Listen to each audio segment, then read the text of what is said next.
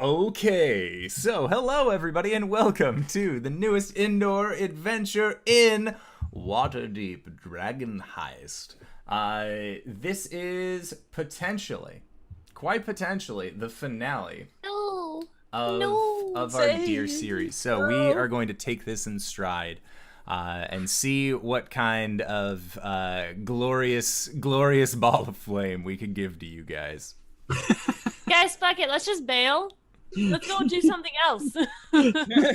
Derail for another 3 months. The witchcraft crafting supplement is going to come out on in August later, so if you're interested you can pick up classes in things like book writer or cobbler. I don't know what other professions they have. I kickstarted it though and it was really cool.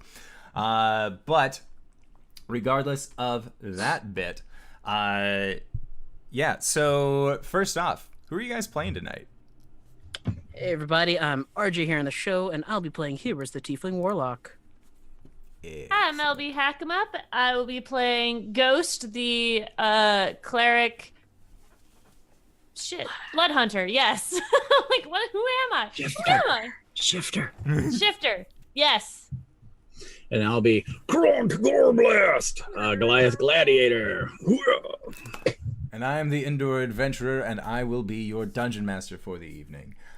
Before we begin, we have a few points of order, which is we are streaming this live at twitch.tv/The Indoor Adventurer at 5:30 p.m. Pacific Standard Time, as we do every week. Although next week, I don't know what we'll do on Tuesday. LB won't even be here, so we will figure it out.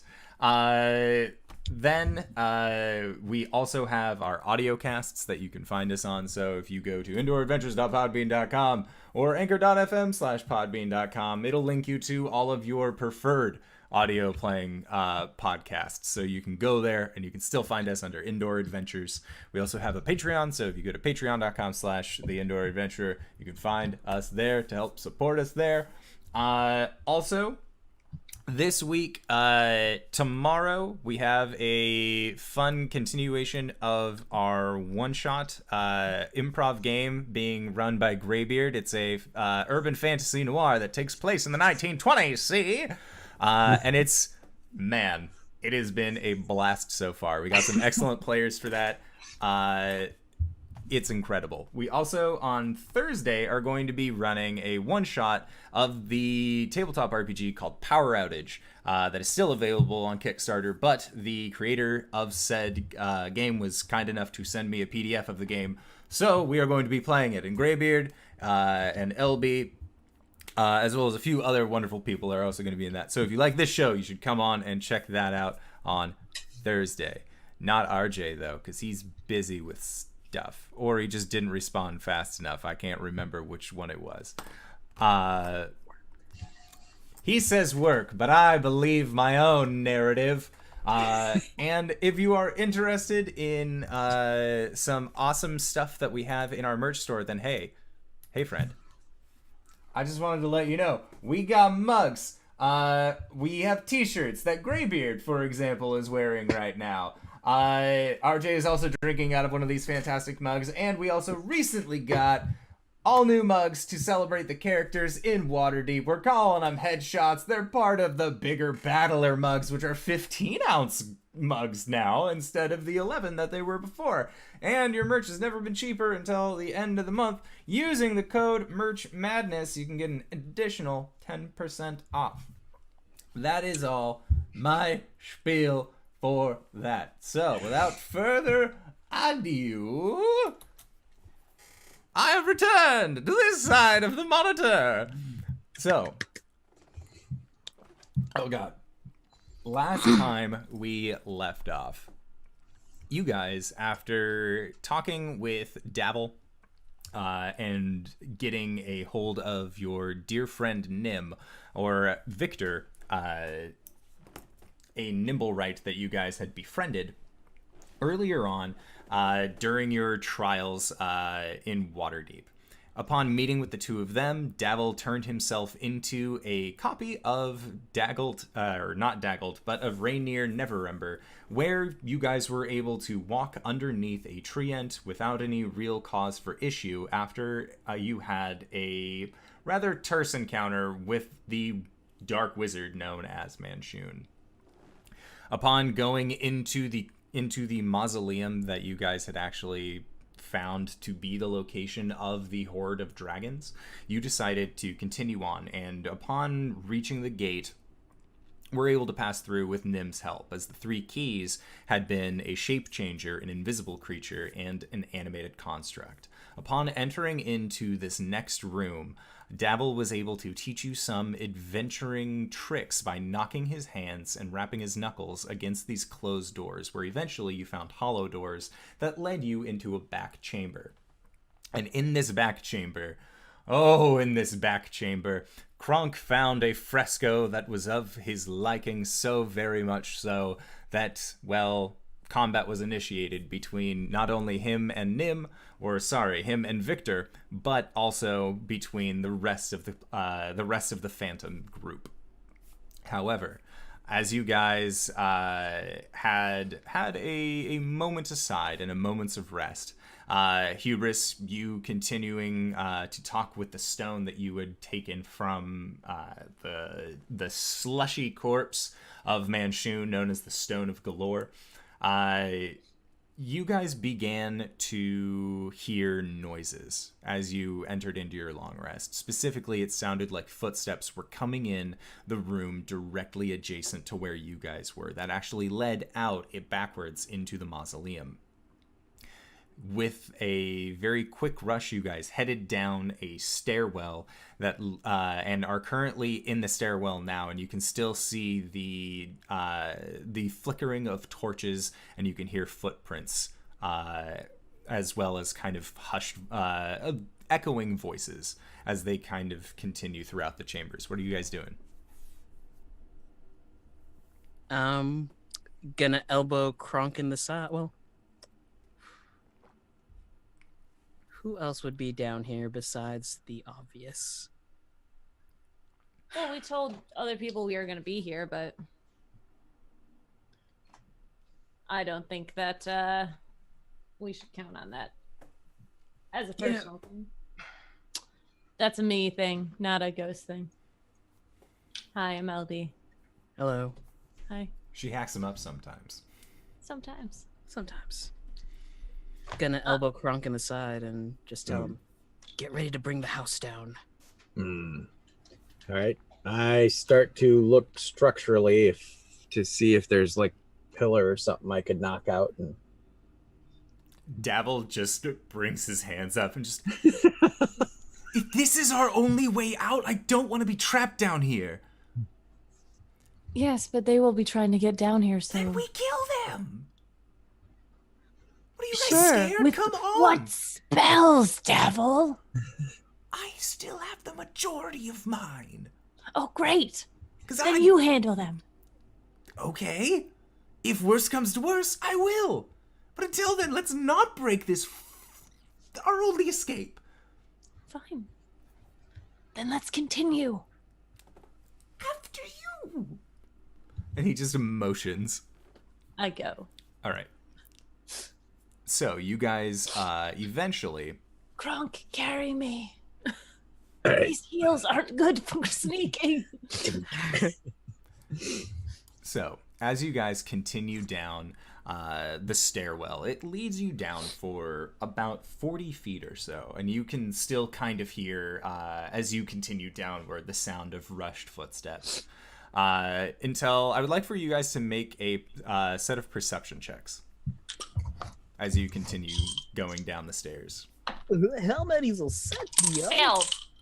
Oh. Nope. That's a... Wait, no, it's 12. Sorry. 18. 12, 18? Sorry, guys. The been bone playing. circle. Yeah, been playing not with dice on Oh, weird. other. Yeah, exactly, on other systems. So yeah, I got that for Christmas. Yeah. Love it. Okay, perception 12. All right. So Hubris, as you guys are all continuing down the stairs, you hear a voice kind of, it sounds almost like it's calling back to another person or maybe a group. And you just hear, guys, you don't understand, this painting's incredible! As you all continue down the stairwell. Till eventually, you finally come to a stop. And you can see... These dwarves are getting naked. I mean, They look so hot! And you look down and you can see in front of you, stretching about 50 feet, is this long hallway. And there are 3 pillars that run the length of this hallway, kind of spaced evenly. And they look like large stone warhammers that are just placed in the ground, pointing up. And none of you read Dwarven, correct? Nope. All right. I do believe that Davil does. Davil, we brought the right one. He does, and he looks up and says, well, this is the Hall of Morden. Do any of you know Morden at all? Well, we could discuss it as we move on down the hall. Fair. So as you continue down the hall, you actually see that it opens up into 3 individual halls. And each one of those hallways has just kind of almost broken stone coming with them. And actually, sorry. They are just openings that doesn't lead into a hallway, but instead you just see these bridges that are made of what looks to be very not sturdy stone that lead out, and across each of these bridges you can see what appear to be 3 different chambers. and are the chambers supported by the bridge? Like, No, are they a the turret bridge just attached? leads over, and it just looks like a separate room that is spaced out based on or just adjacent to these bridges at the end of their length. How long are these bridges? These bridges are... Check here real You have quick. to ask the one question the DM doesn't know. How long is the bridge? Damn it! You'll 5 hours. Think about it. Yeah, no, I know. The It more is questions about we ask, 40 the more- feet long. Oh, 40 feet? that's a lot. Actually, no, we can move 30 feet in like 6 seconds. Like, I would like to make an investigation check, maybe, to see... Well, no, Kronk should make an investigation check to see how structurally sound they are. And This will be a... Yeah, I'll say investigation check if you want Or to take some whatever time it with is, because he has his... the masonry, and Yeah. it's under investigation, and with advantage, or With the masonry. I'll say you roll with your proficiency bonus. okay. Yeah, so roll investigation like you were proficient. Okay. Yep. Them look like good bridges. All right, then. I rolled a 3, so with my Plus what? with my proficiency bonus of 2, Mhm. 5. Those are good bridges. All right, well, which one should we pick? Your guess is as good as mine on this one. Funny thing about tomb raiding, you usually only raid the same tomb once. Right. All right, perhaps they'll pick the middle one. All right. I'm light-footed. I'll try it. And Before you see do. Rope. the middle bridge actually has a span that is just entirely missing. And it's only a Oh. couple feet, but overall you can see that there is a much larger missing chunk that's about 10 feet. Okay. I will tie some rope around my waist with the knotting Shoulders. around my Could harness. be your shoulders. I will harness myself. Okay. Phew. You don't want to strangle yourself. Or cinch yourself into Yeah. oblivion. All right, and then I'm going to attempt to make the jump. Okay. I've got the rope. Alrighty, so make the jump. This is going to be an athletics check. Cool. I mean, she can jump 18 feet. I got a natural 20. That's fine. Yeah, you managed to jump over this gap in the bridge with no problem whatsoever. And then is it an open Yeah, doorway? it leads into or actually there is a door that is in front of it. It is let me see here. This is actually a large, bright, almost silver platinum-ish looking door that you would recognize as adamantine. I will look at the door and see if I can check it for traps. Okay. Make an investigation check. I put my back to one of the pillars. And That's it. 18 plus 3. Yeah. As you search around, you do not see any traps. Okay. I will try the handle. The handle does not budge. Solid. I'm gonna do something that I haven't done. I have alchemist supplies. Do I know what can eat through adamantium? Adamantium. Uh, I don't know if this is the comic book rules, okay? adamantine. Adamantium. Yes. So make a history check. I want to say 7. you're pretty sure that you could quickly make an acid that could eat through this door. Okay. I kind of just ruffle in my bag and grab a few things. Okay. Yeah. Yeah. So Hubris, you said that you were doing something as well, correct? Oh, I've put my back against one of the pillars, keeping an eye out behind us. Okay. Pulled out the Stone of Galore. So, what are we supposed to do here? And as you are kind of keeping track, you hear it say, your purpose was to get the treasure, correct? Yeah. Bypass this. Fucking Thanks, Galore. DM stone. Another quick question. Can you do anything else besides answer questions? I can stop one spell per day. I'll swallow it whole. Interesting. Okay. Why do you ask, Hubris? Oh. Contingency plan, contingency plans, contingency plans. Excellent. But next time, you should share. Please. I enjoy our conversations. I'm starting to enjoy them too. Let's hope that we can keep having them. I would very much like that. So, Ghost, make a survival check.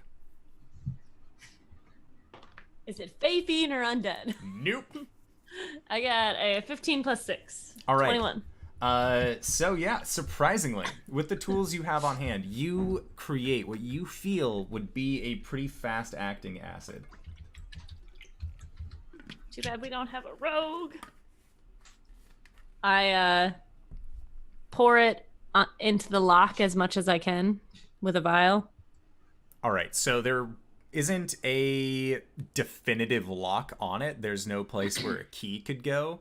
It looked more like a kind of handle that was on the side of this door. There was no doorknob. So when you had tried to make the door move, you would just hold on the handle. Okay. So you could pour the acid into the corner piece of the wall where the wall meets the door. Yeah, I think that's a good idea. Okay. Yeah, so you pour that in there and you hear a pretty satisfying hissing noise and tiny small pops as you watch this acid just kind of run down the side of the door.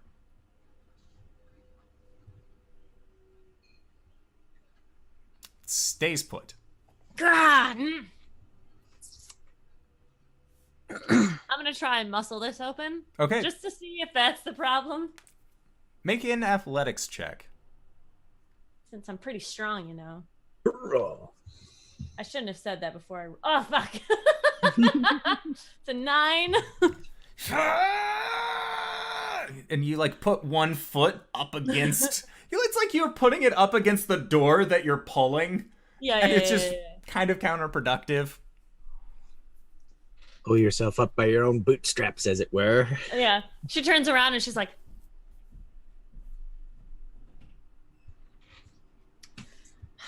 I don't think I have any spells for this either.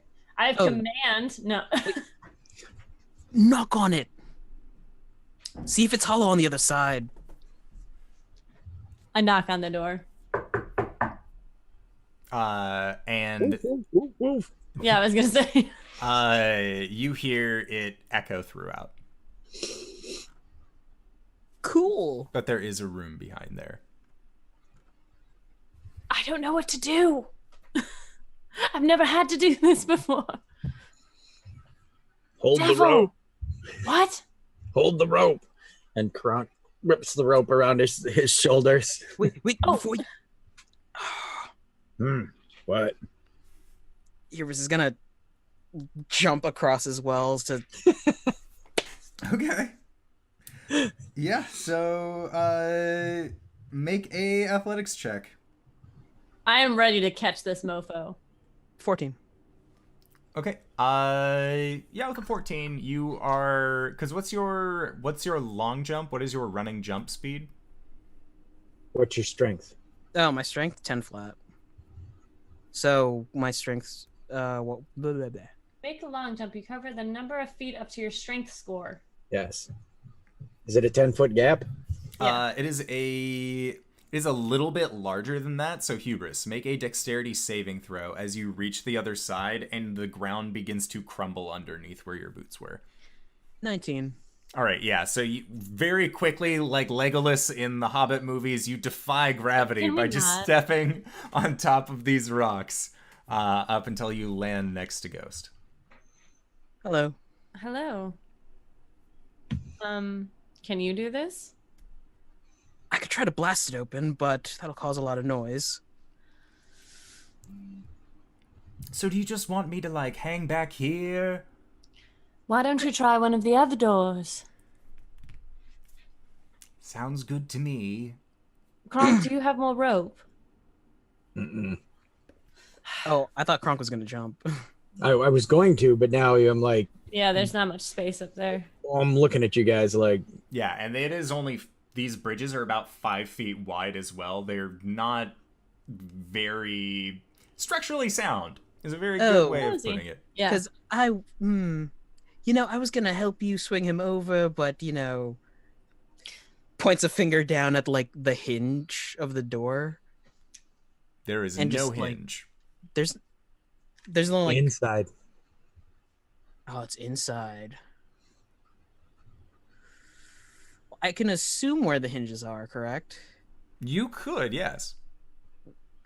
Just gonna shoot Oh, an Eldritch... please. Okay, you shoot an Eldritch Blast off and it hits...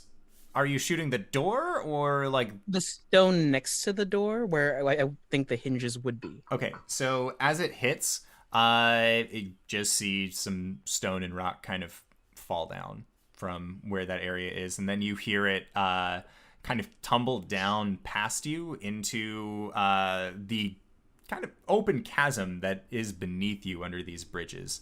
And you hear it go for about 3 seconds or so before it actually hits the ground. Oh, so there is ground there. Good. It's just gonna probably hurt. spikes. I lean over the edge and fire an Eldritch Blast down there to light up. Okay. Yeah, so you would know that it is roughly about 60 feet down. Any spikes? You don't see any spikes. Yeah. Just looks Convenient. like there's some dirt, some pieces of rubble. All right. Well, let's. She goes into her. There's no keyhole. I can't unlock it. I can't try to pick the lock There is no lock. because there's no lock. I don't have things. I have manacles. I have oil. I'm going through my bag. I have a pipe. We could get high. Dabble's Yeah. ears perk up a little bit. Just, well, that's typically how I solve most of my problems. Are you looking at that door? I could be. Have you ever tomb raided? Have you ever tomb raided on weed? Is there like a Loads of little gap times. in the floor between the door and the floor? There is not. It looks like it's flesh to the ground. Fuck. And Dabble is going to attempt to go over to the other door. Oh God, please. Totally nails it. Manages to just hop very quickly as he chose the door closest to the entryway that you guys had gone to or had come into this hallway from. And you just see him just kind of like put his arms out like he's balancing and close his eyes and just hop over a very crumbly piece of ground and then just quickly step forward as more rocks kind of tumble from beneath.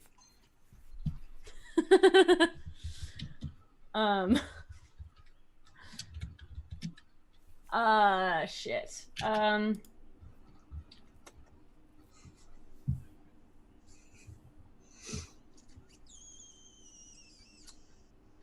Did my Eldritch Blast do any damage to the wall? You knocked a little bit of the wall off in terms of like some dust and rock and dirt, but overall it looks like it's very, very solid in its construction. Are there any markings on the door? You actually do see that there is some, that there are some dwarvish markings. Speak, friend, and Devil, do you what is the word for open in Dwarvish? And he relays it to you and just, it's this, says it. Korak. That shall be its names. Korak. The door just stays the way it is. You just, What does it say? look, I know we're friends now. Why are we saying it in Dwarven? What? I said open, not friend. Shit. I don't think that's the word either, but good try. I'm just, why? Because there's writing in Dwarvish. Why can't I? Hold on. And you see him just go up to the door that he's next to, like tries to pull it, and it's unable to be opened. And then Wait. reads it. Says that you can only open this if you're a dwarf. Darling, would you become a dwarf for me? I can become anything for you, but if it's like true dwarf, you'd need something what Davil does. And he'll spin the wheel of masks to one that looks kind of like Istrid, puts it on his face, shrinks down like a foot, tries the door. Door does not budge. Yeah, polymorph. You might want to do that after you jump. And there he goes. He's already jumped over. He's standing next to his own door. Okay. You just see this small dwarven fellow, and you see that it is dark-skinned dwarf, very deep, dark brown hair, and almost like ebony black beard that is just from his face, and he just, there's my least favorite one. I'll do it for you, sweet cheeks. And he kind of winks in your general direction, Hubris. And then he walks in through his own door. Such a flatterer.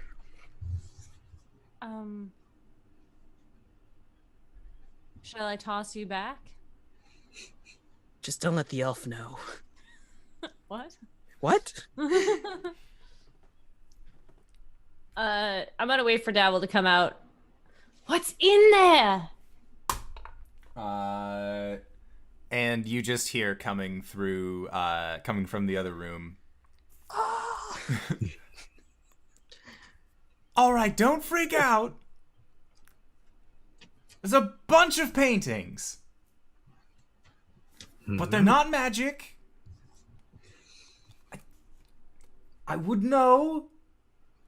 I am pretty good about not having shit possess me. So, But there's an anvil, and I found a hammer in a painting. Should I hit the anvil? I feel like we need him alive. Be very careful. Okay. And all of you hear this very pleasing sound just kind of come out of the room that Davil is in. It's just this very nice, rich boom as the metal comes into contact with the other metal. And as a result, you guys each gain 10 temporary hit points that are going to last for 24 hours. fuck yeah. You just hear, "This hammer's totally mine!" Is there anything else in the room? And he just pops his head out from where the opening was and he just shakes and just, "No, There's no other door? no." Then come here.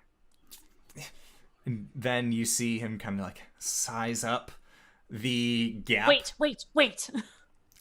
I'm gonna jump back.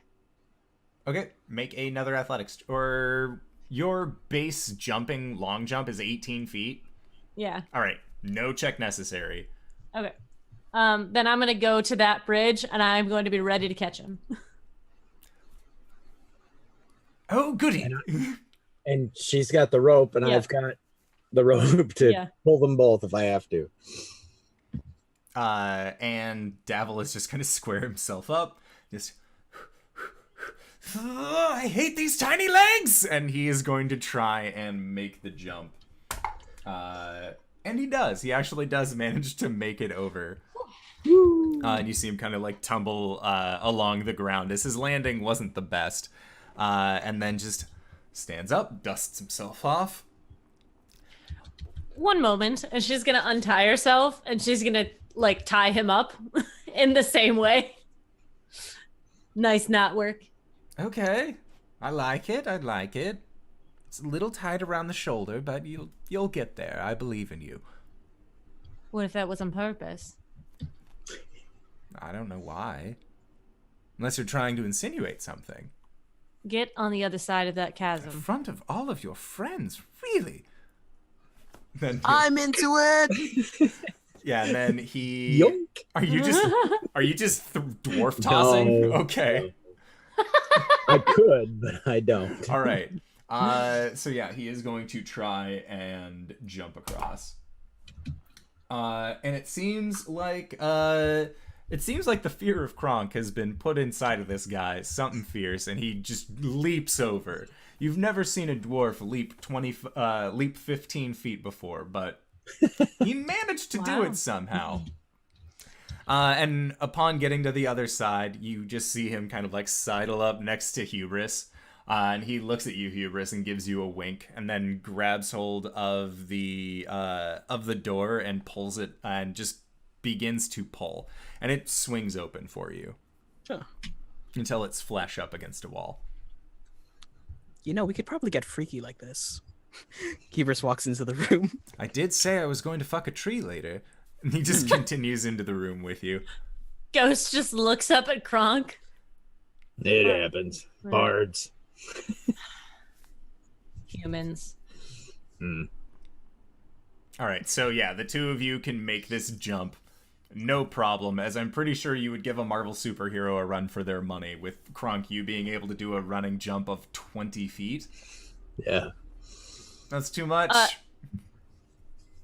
Yes? Are we? We're gonna wait until we find out what's in the room. Okay. So, inside of this room, you see 4 suits of rusted plate mail, except for their helmets, all sized accordingly for dwarves, and each stands in the corner of this 20-foot high room. And each suit is just absolutely draped in its cobwebs.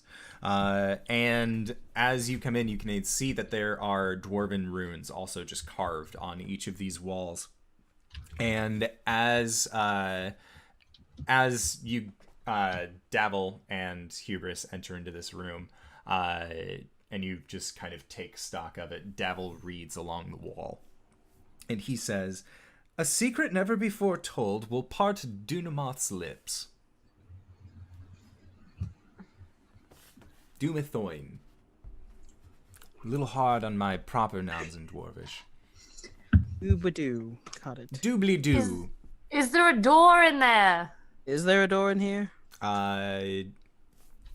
On initial glance, it does not appear that there is a door. Well, it says that a secret never... What was it? A secret... A secret never before told will part Dumathoin's lips. will part Doomathoil... Doobladoo's lips. Part Doobie-doo's lips. Dumathian. Decathlon. Someone say something that never told anyone before. It's all right, I won't tell. I don't know. We've been pretty... Wink. Wink. And he says it as he winks at you, too. Fucking... I don't know. Oh, how many secrets do I have to share? Wait, that we've never told anyone? Mm-hmm. I'm a pretty open book. All right. I think I got it. Oh, gods. And he's going, Hubris. Hubris. I don't have to say it to everybody. I can just say it to you. Leans down. Istrid has crabs, and she didn't want anybody to know. It was really bad. Look, you said a secret, not mine. I'm not going to be ridiculous. You hear Hubris cackle. Well, now I want to know. Does anything happen? Nothing happens in the room.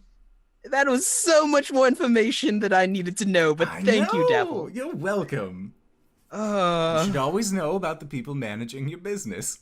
I know, we should probably get, like... Hey, you can't discriminate based on that. That's just me. No, I can't, but, you know, wow. Drug tests and all that. What? Why? I don't know. It's a wasteful venture. Nothing happened in the room.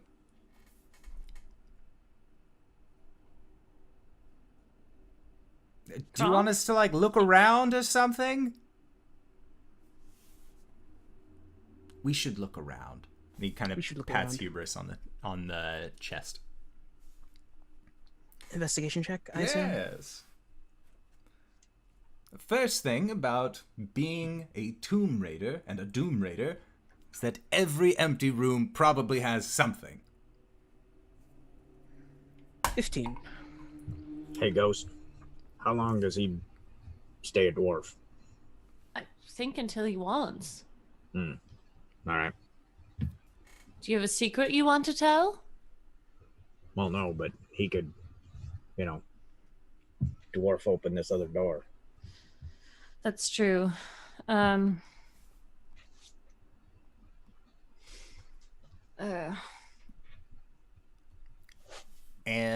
at this, Davil actually kind of like pads on the ground in between the back 2 statues of this room.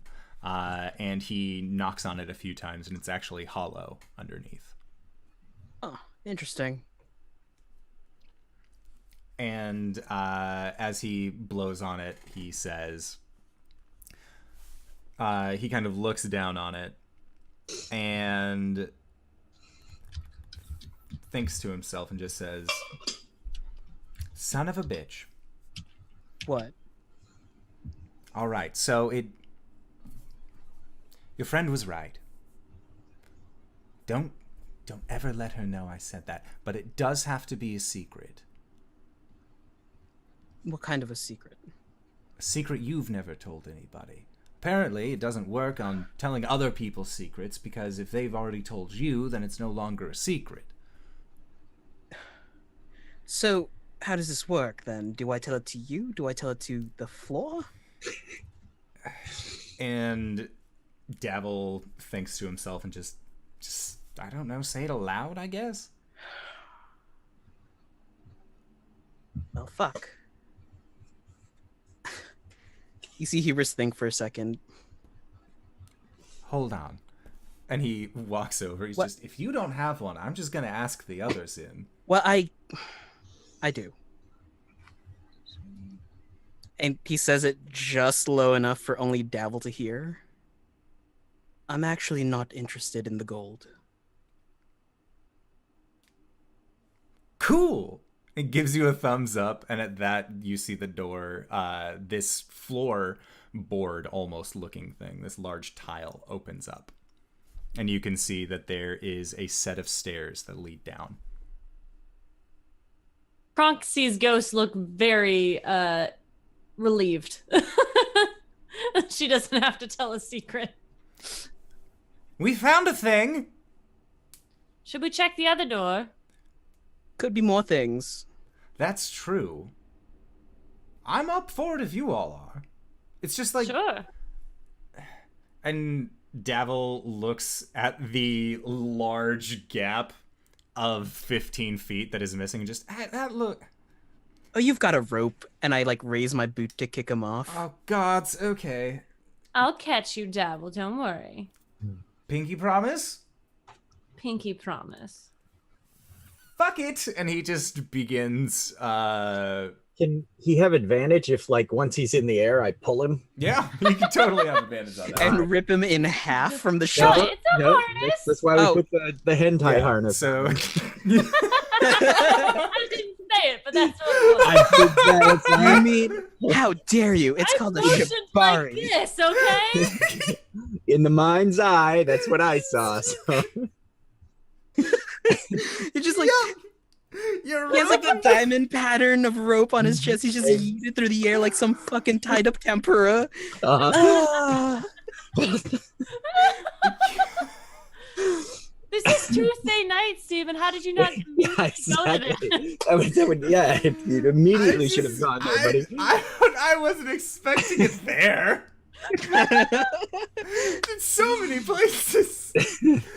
But yeah, you just yoink the shit out of Davil as he flies through the air. And Ghost, he's coming at you pretty fast. Make an athletics check. 17 plus 6. Yeah, you just managed to catch him without I'll even catch sliding. him in a dip. And as you do, Davil just looks up to you, opens up one eye, then the other. My hero. And you see him And go she- out for a smooch. She'll move in and then chomp, clasp her jaws right near his cheek and then drop him. Okay. And then Davil just falls onto the ground. Just, okay. Later. Promises, dearie. And then he goes back down to the other bridge and looks at it. Yep. But as he's walking there, Kronk will lean down and say to Ghost, well, if he stays like that for him, I'd have taken mine now. Maybe I'll let you. High five. Boop. And Oh, no, wait. You're below me. Oh. Wait. Yeah. Right. 1, 2. Hold on. Okay. 1, 2, 3. Close enough. No, that worked. And then, as Davil is getting ready to get near this bridge, he actually just stops and turns around and just knocks on the wall behind him and just goes, "There's some shit behind here, if anybody's interested. I'm gonna go over there, across the spooky bridge, but fake door, bridge." All right. We took the right person. Huh? I'm watching. Yeah. I'm watching him with the Yeah, rope while they do the other. And he just begins to make his way across, because this bridge doesn't have any breakage in it. And as he continues to walk, then you actually see it starting to fall from underneath him, and he just starts hoofing it. And thankfully, he's a Dexy character, so he's able to nimbly just hop over the ground as it kind of tried to crumble out from beneath him, and makes it all the way to the next door.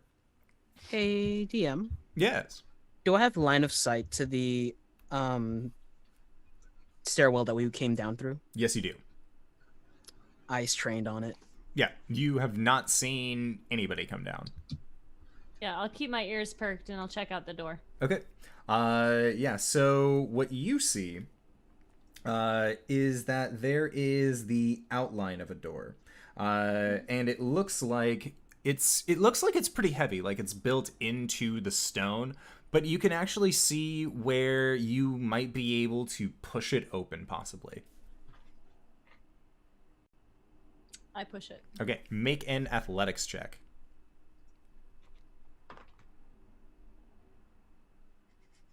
I've got to film this dice and what it does in here.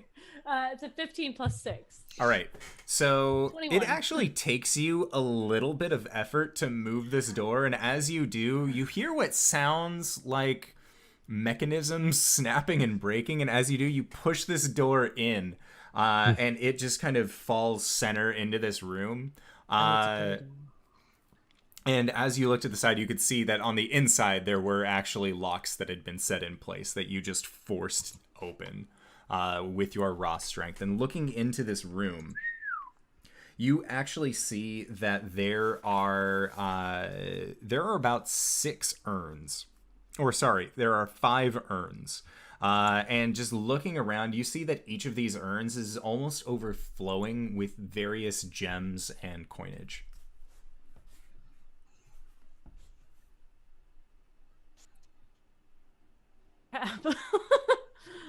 I'm going to try and see what I can see in this room and make sure there's no traps. Okay. Yeah, so make a perception check as you go to like scan around and seek out some clues. Okay. 13 plus perception? Yeah. 19 total. All right. So with your 19, looking around, you don't find any traps. All right. Darling. I'll be fine.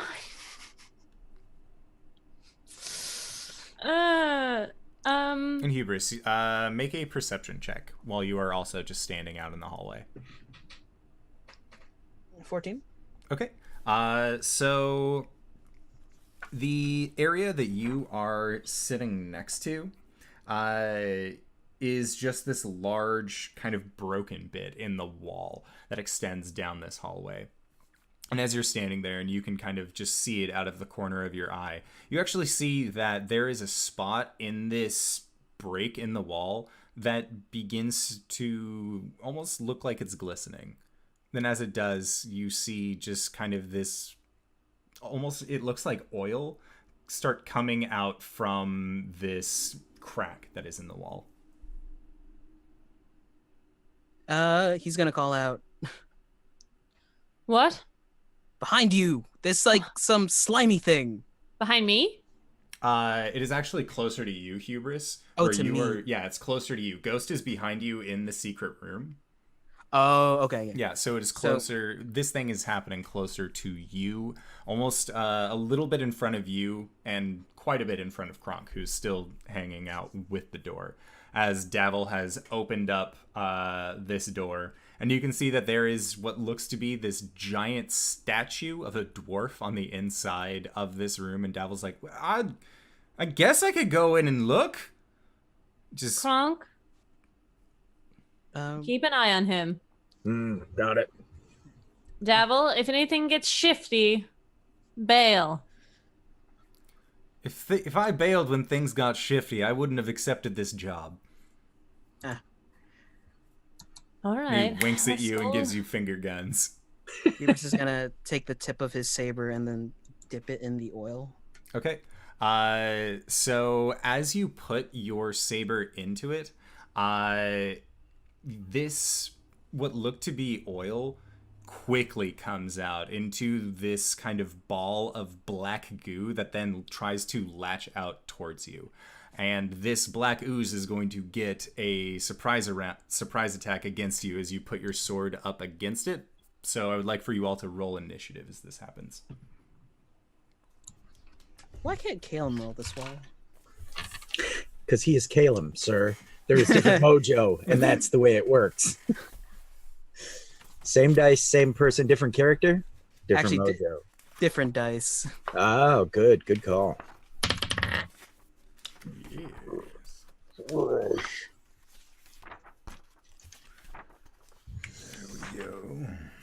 Oh, someday Kronk will be 8th level, and I can take the alertness feat. Where did it go? Someday we'll all be 8th level, hopefully, and we can all take the alertness feat. Because imagine an unsurprisable Kronk who's +5 to initiative. Kronk, I'm pregnant. What? I knew that. Wait, what? Also, I forgot that Victor was with you guys this entire time. Oh, yeah, for sure. Yeah, so we'll just say that he's been hanging out quietly because he can't speak near you, Hubris, as he feels bad about having stabbed Davil. Hubris just, Victor has a finger out like, oh, that's bad. Hubris touches it. Yes, so you go to touch it, Hubris, and it is going to try and strike out against you. Yay. So, does a 16 hit your armor class? Only just. Okay, so you are going to take 5 points of bludgeoning damage, Yay. followed by Oh boy.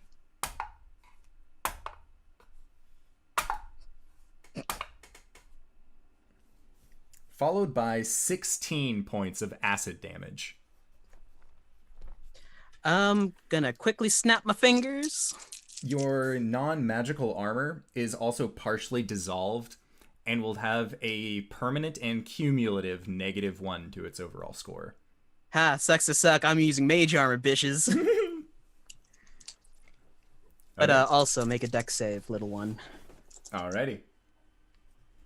DC 14. Nat 1.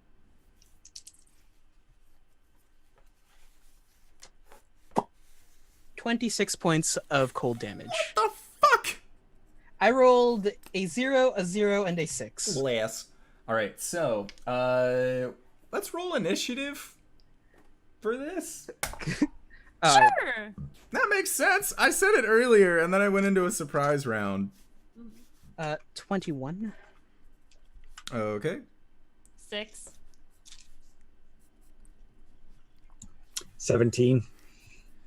Okay, so Hubris, as you pull back your rapier from being very close to this ooze creature that has come spilling out of the wall, what would you like to do as you are first in the round?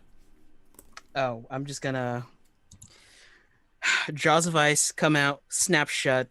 Hubris points 2 fingers down. Eldritch Blast it on the spot. Okay. Yeah. 19 to hit. Yes. Eh.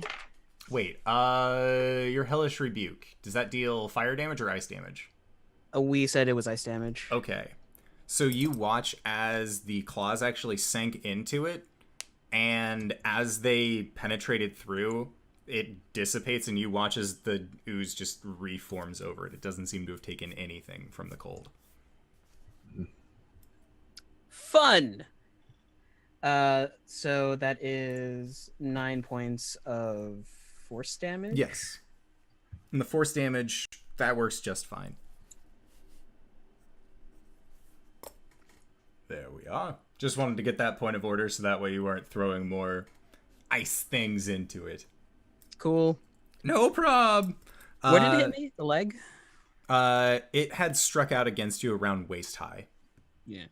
So You'll see it's that more area like just a start to, like- tasteful tear in your turncoat. And bubbling flesh. A tasteful amount of bubbling flesh. It took out nearly half my HP, good sir. Kronk, it's your turn. All And you see right. this large pool of black goo currently entangled with Hubris. And he rapiered it. He originally tried poking it with his rapier, and then it just came spilling out of the wall. But he didn't attack it.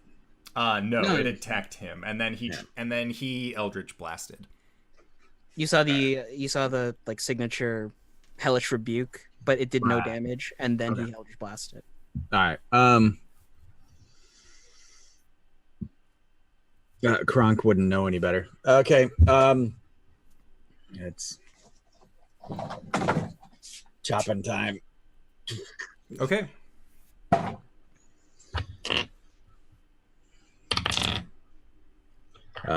Dirty 20. Okay, that'll totally hit.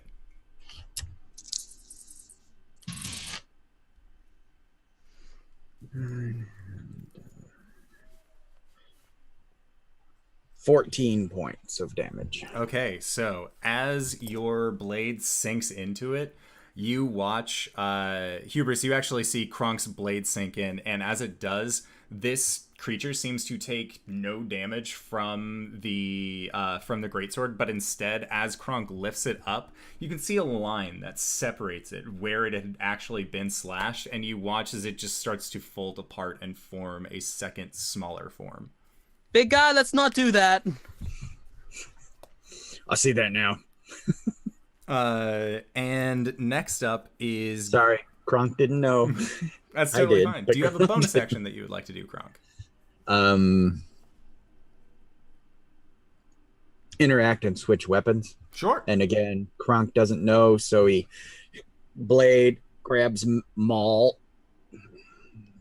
So Okay. So are you... I'm just switching Okay, weapons. just switching I weapons. just switching Got weapons. It's an interaction, not a bonus action. Got it. So then next up is going to be these two creatures. These very small... so these very small puddings. And one of them is going to lash out towards you, Hubris, and the other one is actually one is going to lash out towards Kronk, and you see the other is actually going to lash out towards Victor, as he looks like quite the tasty morsel indeed. So, Kronk, that is going to be a 22 to hit. Yep. All right, so that is going to be for 9 points of bludgeoning damage. Okay.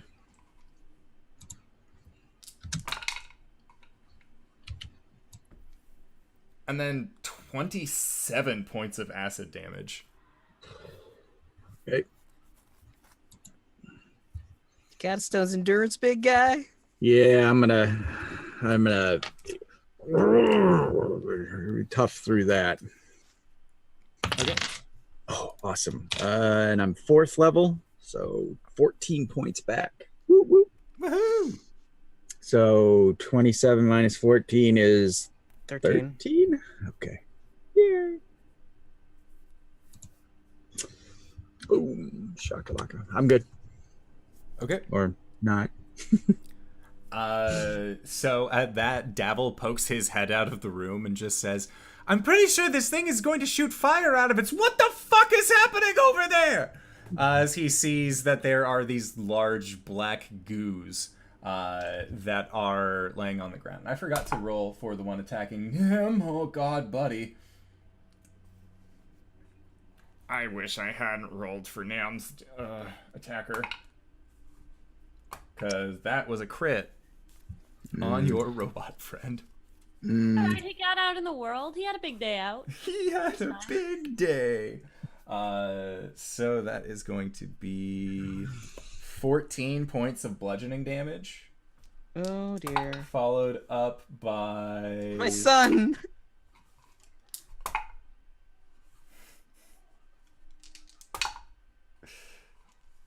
Followed up by 17 points of acid damage.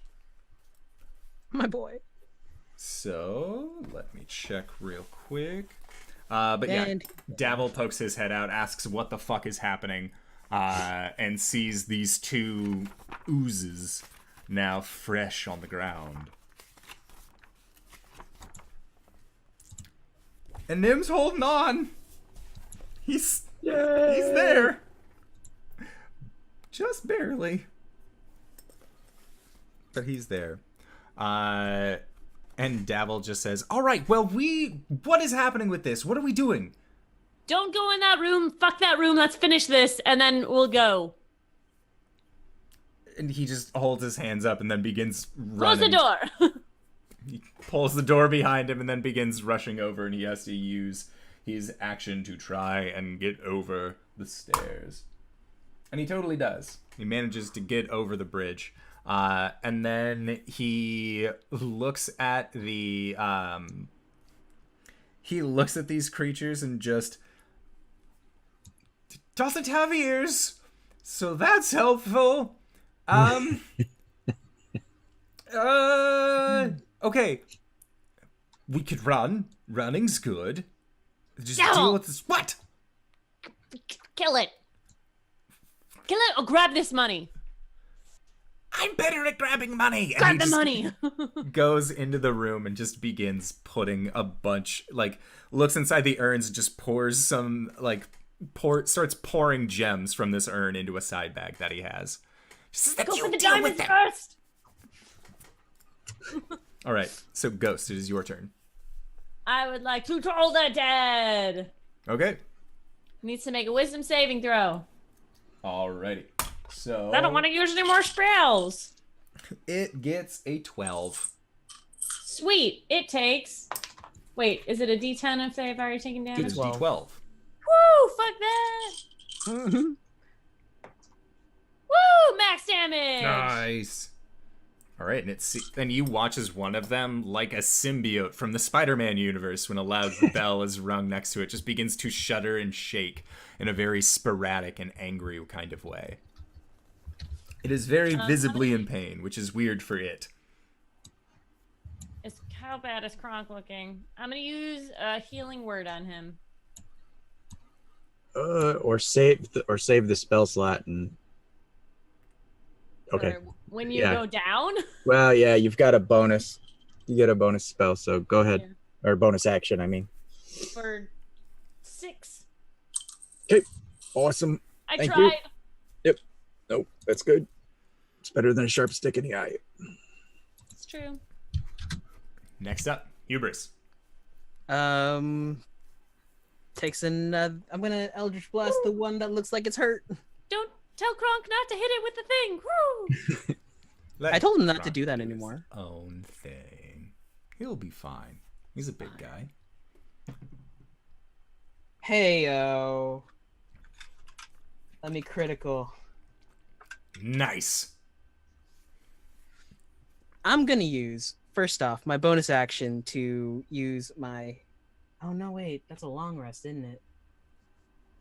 That's a long rest, isn't it? No, it's a short rest. Fuck you. Gonna use my Hexblade's Curse on the one that was hit by the Toll of the Dead. Okay. So now I'll do 6, 11 plus 4, 15 points of force damage. Okay. Yeah, goes off just fine. And it's still up. Yeah. Fuck. And then doesn't it get necrotic damage with your curse? Or no, that's Hex, No. not Hexblade's Curse. Yeah, Hexblade's Curse just 'Kay. is damage. All right, what else would you like to do on your turn? If you have a bonus. Or no, that was bonus action. So next up is going to be Kronk. Let's do this. All right. With the maul now, Okay. because again, he doesn't know any better.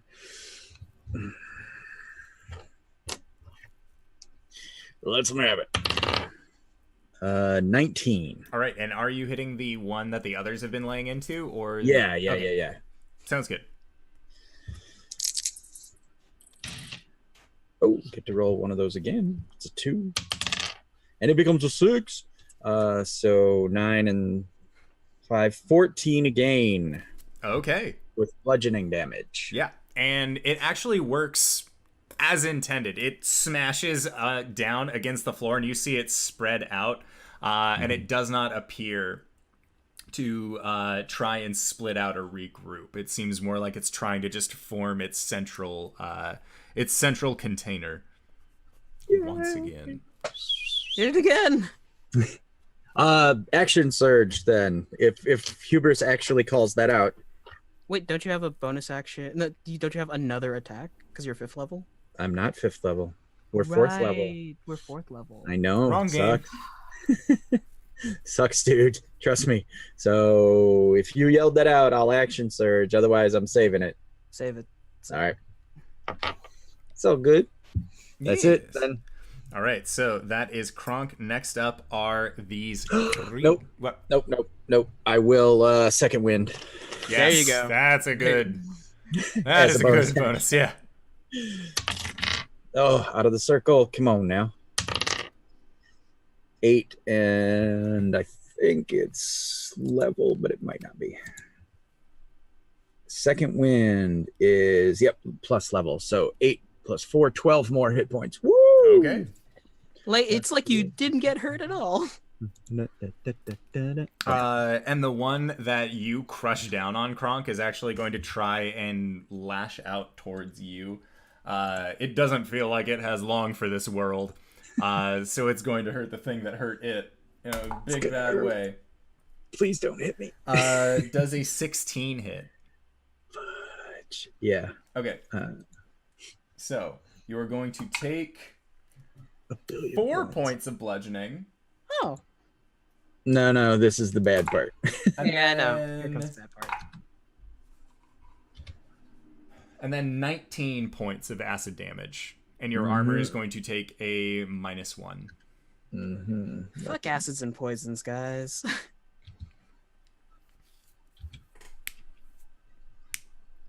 Alrighty.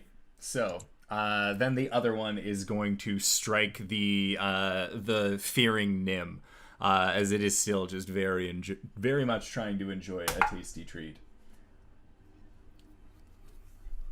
It crit, didn't it? It did. It crit. Yep. Bye, Nim. We love you. So, let's see. Well, no, he's a construct. Yep. So, Here it goes. There's no way that he does not perish from this. So the 3 of you see as this ooze had struck out against Victor, and Victor had fallen down more towards the ground. You watch as this ooze rears back and just lays itself over Victor, and in this final moment, Victor just looks up towards you, Hubris. And he just motions with his hand, "Thank you." And that is when you see the ooze just lay over Victor as it just kind of begins to turn into this pile underneath the ooze's body.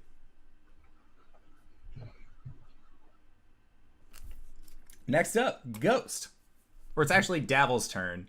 And he is busy just shoving money into his bag. So Ghost, it is your turn. Okay. Ghost is not really upset. I'm upset. Indoor, what the fuck? Hey, Connor, at least it wasn't us. Hey, I it's a told different him. us. I'm Your gonna toll loyalty here tonight. Yeah, right? Okay, you're tolling? Yep. Alrighty. So, it got a 15 on its save. That saves. Okay, so that is no damage because it's cantrip. Correct. It's struggling real hard. I'm not gonna go Is out Kronk this way. almost dead again? Kronk is severely burned, yes. Is there just the one left, or are there two left? There's a very, very, very weak-looking one, and then one that looks like it just had a meal. Fuck. Still looking injured, but tummy gut is happy.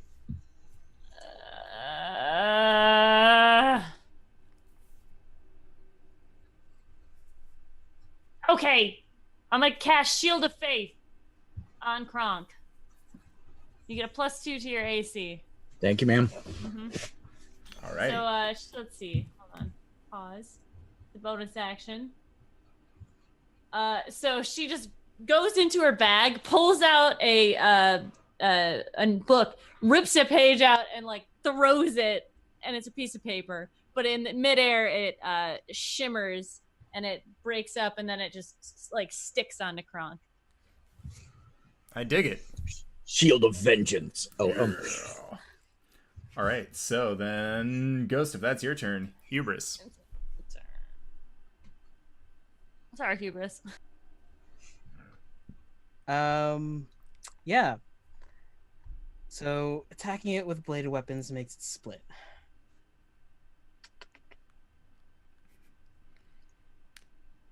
I'm gonna cast Green Flame Blade on my fist. Okay. And I'm gonna punch the ooze that's in front of me. Okay.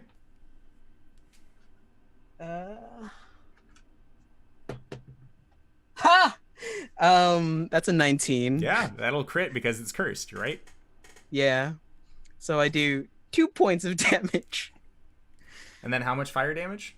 It's gonna be 4 points of fire damage that leaps off it into the other ooze. Okay. That's on top of Victor.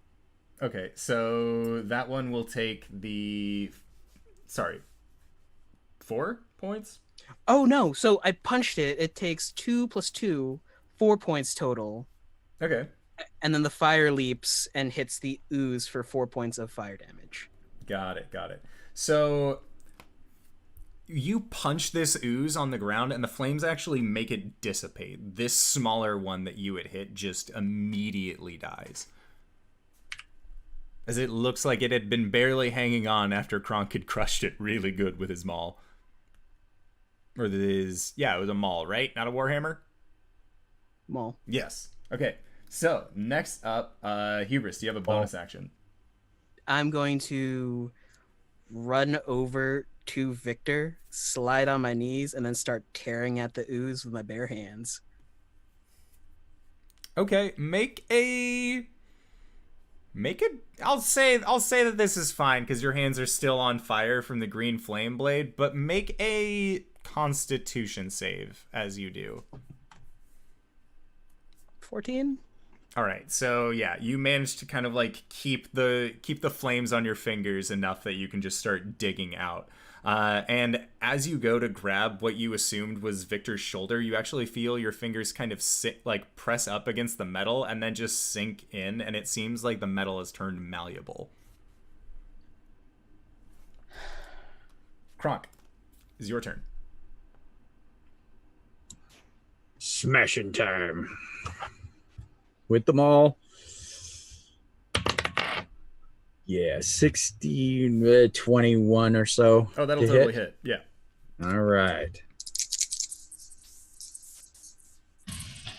Oh, no. 6 and a 1. I re-roll the 1 for Great Weapon Master.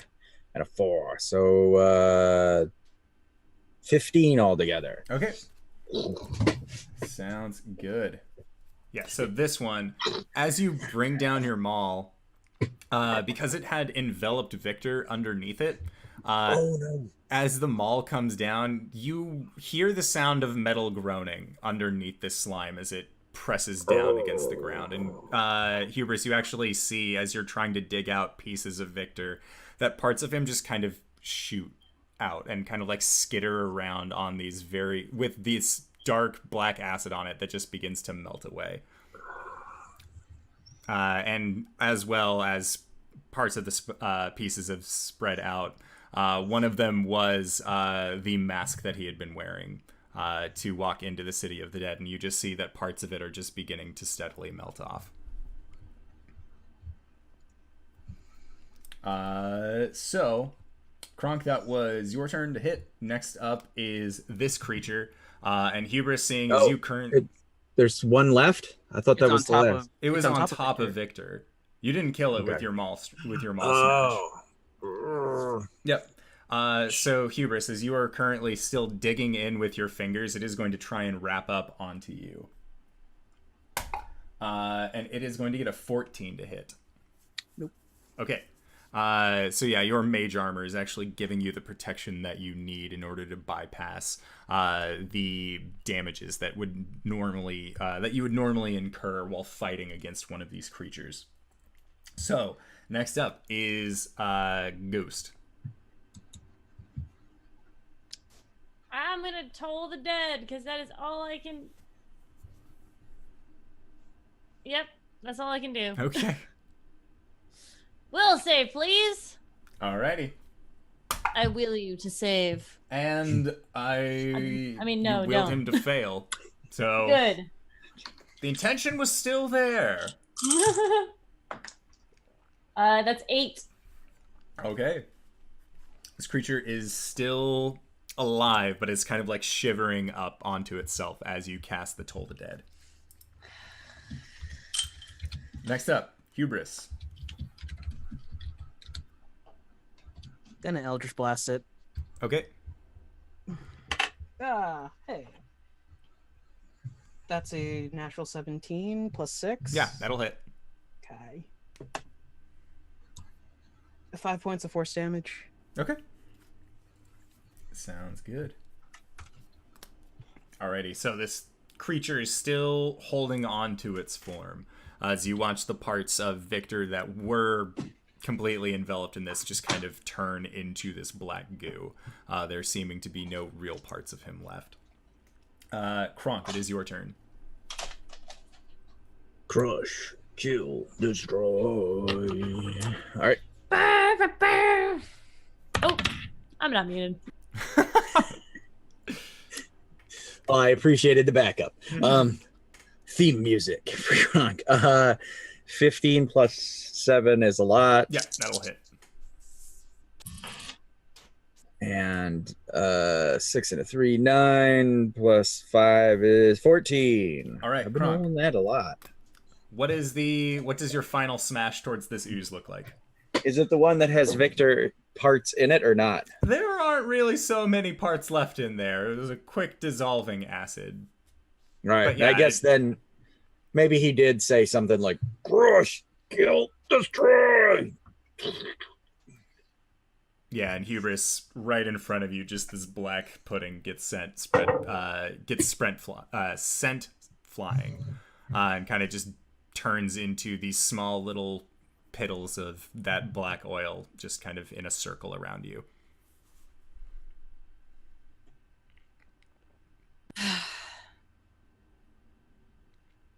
Well, Davil? And you Shall just we? see this dwarf come out from the secret room with just this giant bag, and he looks at the group. He looks at the group of you and just, you all look terrible. Yes, heal us. Of course. And he just comes over and he's like, but it is going to cost you one of these gems every time I do. You see Hubris like thrust out his hand and wrap it around Davil's throat. It's just this thick little dwarven throat, and just, you know what? We can talk about terms after this whole thing's wrapped up.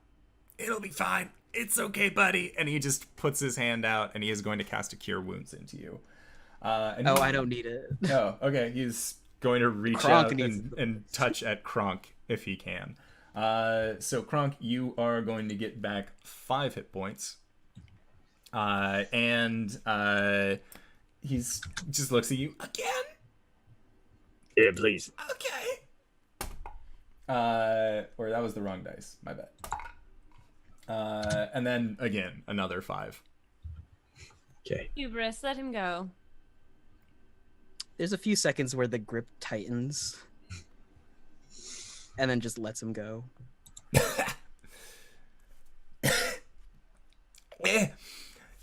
Thanks, Devil. No problem, big guy. Ugh.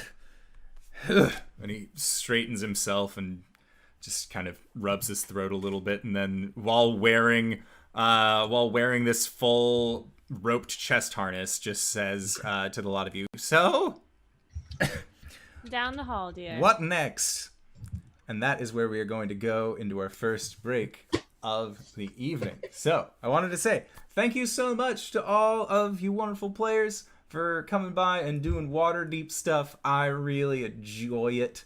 I'm sorry about Victor. That was entirely unfortunate. Like, during Nights in the Courtyard, we will pour one out for a homie.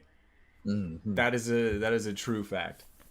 But first, before the second half of this show even starts, we need to go on to our pretty standard 5 to 10 minute break. So don't go no place unless it is to grab a food, grab a drink, grab a friend, or perhaps go to bit.ly/indoor merch, where you can find all sorts of excellent merch, such as the Moon Maidens t-shirt, the Indoor Adventurers mug, and all sorts of other stuff that helps support us as a channel. I really enjoy the stuff that we do here, and I want to keep doing it. So we are going to try and be back in 5 to 10, so don't go no place, and we will see you guys soon. All right, everybody. Hello, everybody, and welcome back to our latest indoor adventure in Waterdeep. We have returned from our break with sad news in that Victor, your robot companion, is no longer with you, having been consumed by black ooze, black pudding. But Davil has used 2 first-level spell slots to give Kronk an additional 10 points from a Cure Wounds spell. So, before we went to the break, Davil asked very seriously, what are we doing next?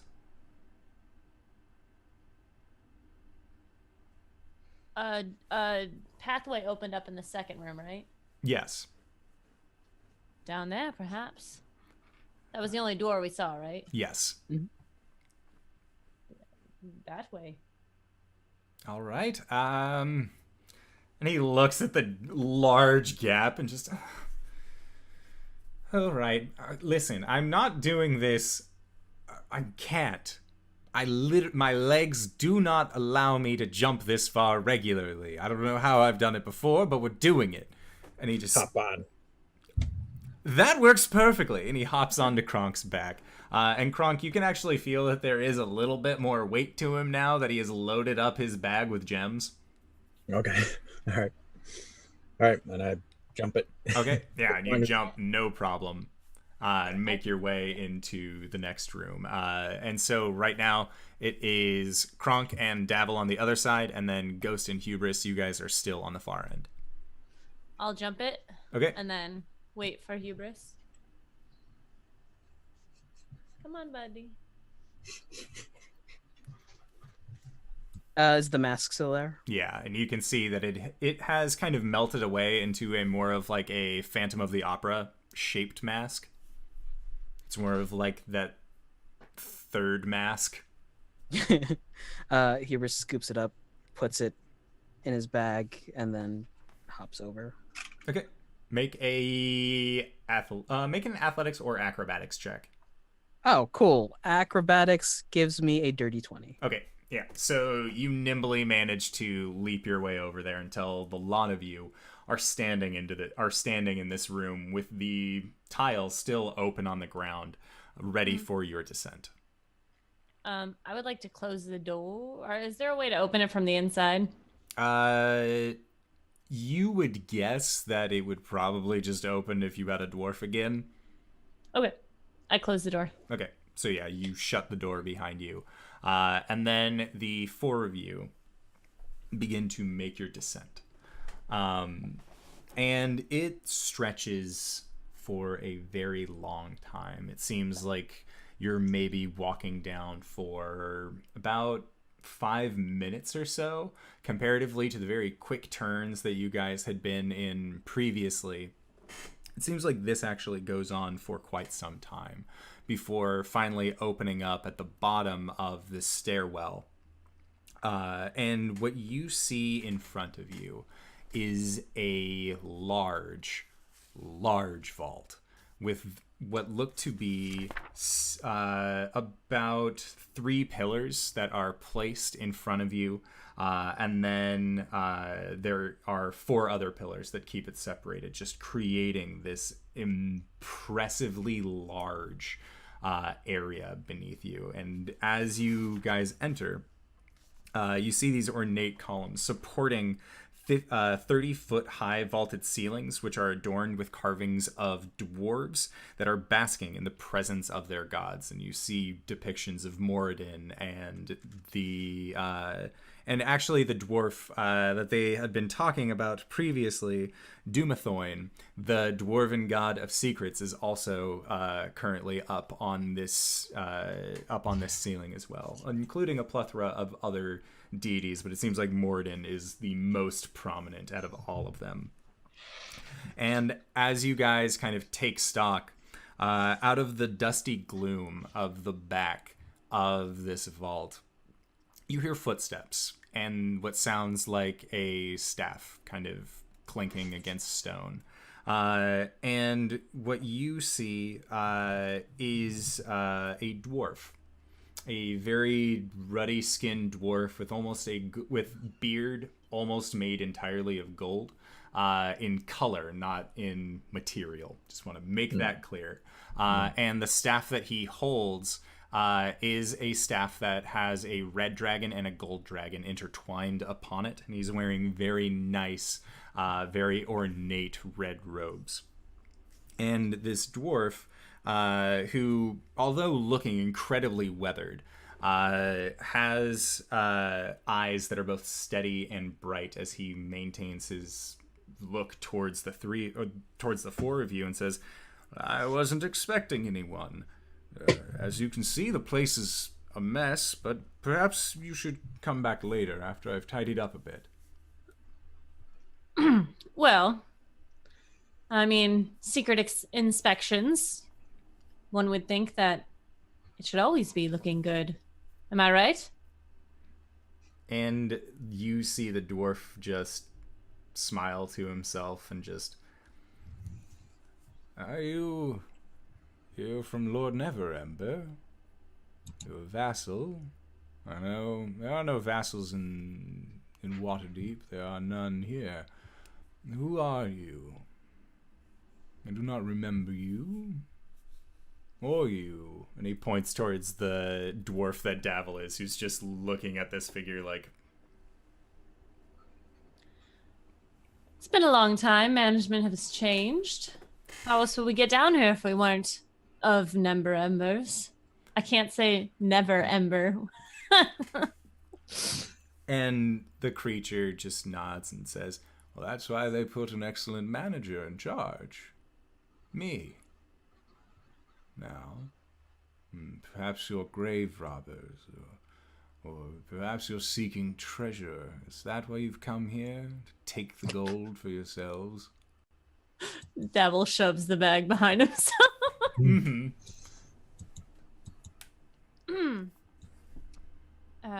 Like I'm I not said, secret inspection. I'm sorry. I will have to ask you to leave. I know there's no inspection. How do you know? I'm the keeper of this place.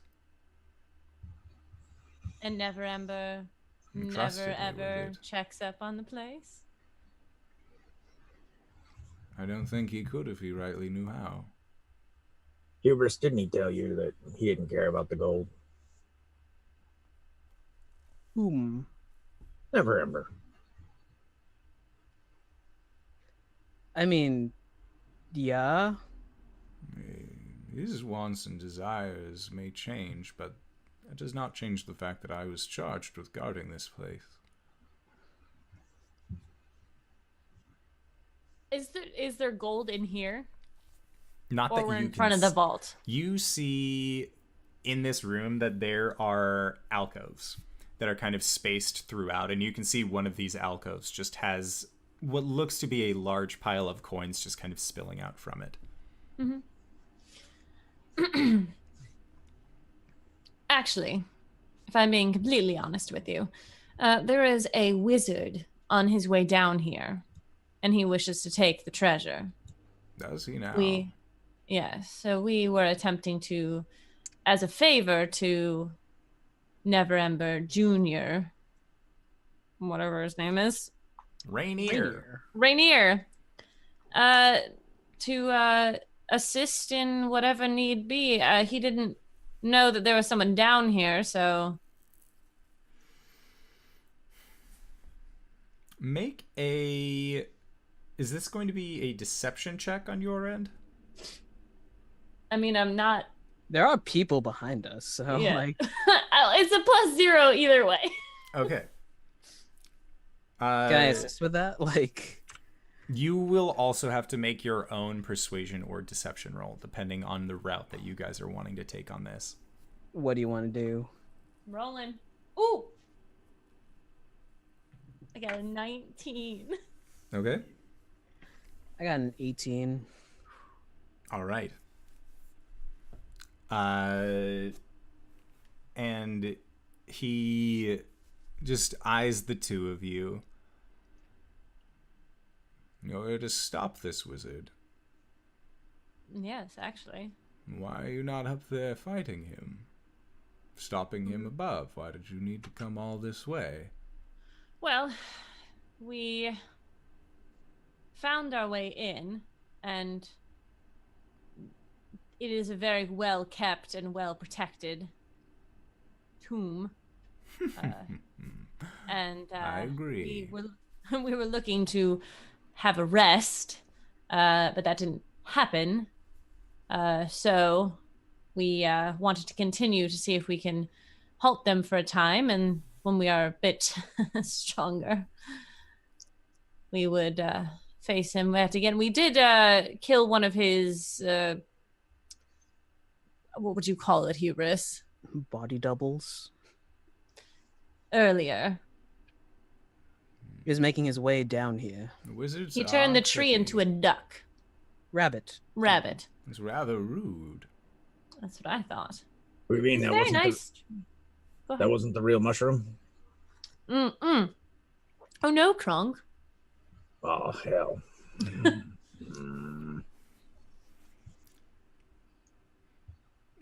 So, with the door closed, we thought perhaps it'd be easier to take a break and, again, regain strength here.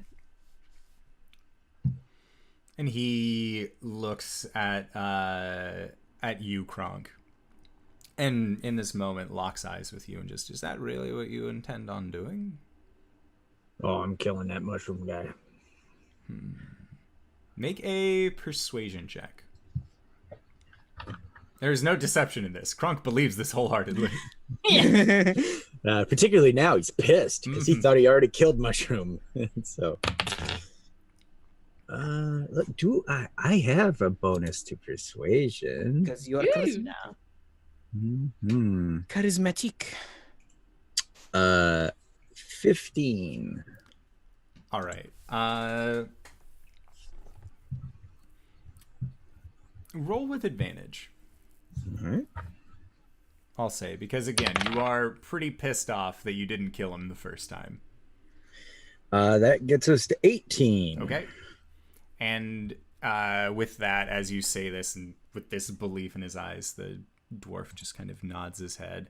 And then he kind of peers around you, Kronk, and you just see this tiny form of dwarf Davil who locks eyes with this creature. And the dwarf looks back and just, and what of you? You came here with a lot of them? And Davil as a dwarf just, yes, but there is something you should know. I mean, it's going to wear off in about 45 minutes anyway, so I figured save us all some time. And you see his form reappear as a human, and the dwarf with this golden beard just, impressive. Just kind of nods, and Davil is also going to try, and he successfully does, to convince this dwarf of your guys' intentions. And the creature says, you may call me Aranax. I'm the protector. With an A? With an A. And an R and an X. AURINAX. Aranax. Bing. I always loved that bing. Whenever I spell something right, I hear it deep in there. It's lovely to meet you. It's lovely to meet all of you. Now, if it's rest that you're looking for, perhaps you could take it here. If you feel safe. This is the most protected area. I'm gonna make an insight check on this guy because he asked me if I feel safe and I don't. Okay. 16. You feel a gentleness and a kindness about this individual, where he seems that he is legitimately just asking if you need to rest up at all. Yes, we do. Well, as long as you don't touch anything and stay, and he kind of points over towards the corner, over there. You're free to rest if you would like.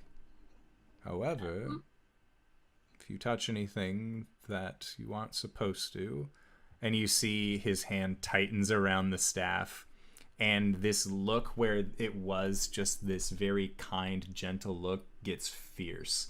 And you see that his pupils actually slit up into long, more like cat-like style irises with these golden pupils. And he says, I will end you. I have no doubt, especially in our current position. And he just relaxes a little bit, and you see his smile form on his face again. His eyes go back to just the kind eyes that were there before. And he bows to the four of you. And Kronk guffaws like, ha, ha, ha. What are you? RNX.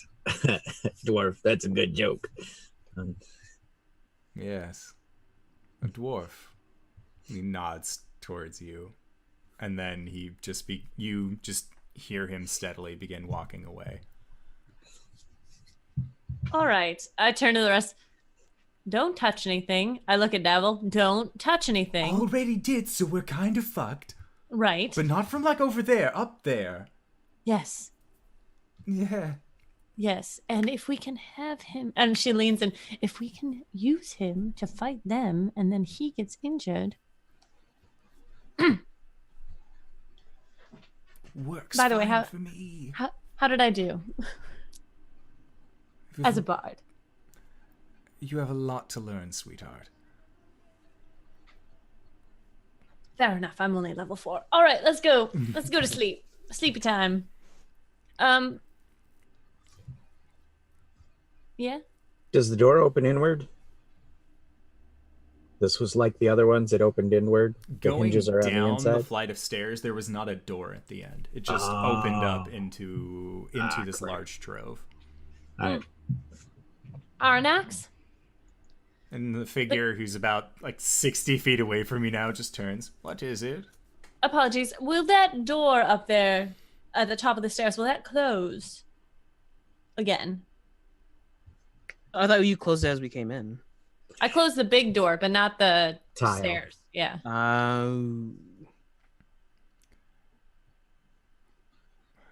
He shrugs his shoulders. I've not been up there for some time. Right. How do you sustain yourself, if you don't mind me asking? There are things I eat down here. I don't need to know any more than that. Thank you. He just gives you that big wide smile again. Do we all feel comfortable sleeping with him in here? I would just take turns doing watch. All right. I'm all good. No, you're not. No, you're She not. pokes at the burn marks. Yep. I mean, that's why I need to sleep. As I feel good about sleeping. Right. Yes. Well, then let us take watch. Probably Kronk and I should sleep first. Hubris, how are you on power? Got one more in me. better than I, so if you don't mind. Hmm. Are you all right? Hmm. Yes, I'm fine. She'll like brush his hair a little bit. Good night. Kronk. Hmm. Bed, please. Mm-hmm.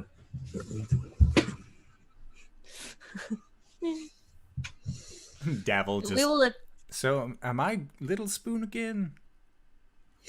Think We you're still- on watch with me for now. He puts his hands up. All right. That's how you want to play it. And he looks back towards you, Ghost. Just, the offer's always on the table. So, Hubris. Just immediately transitions.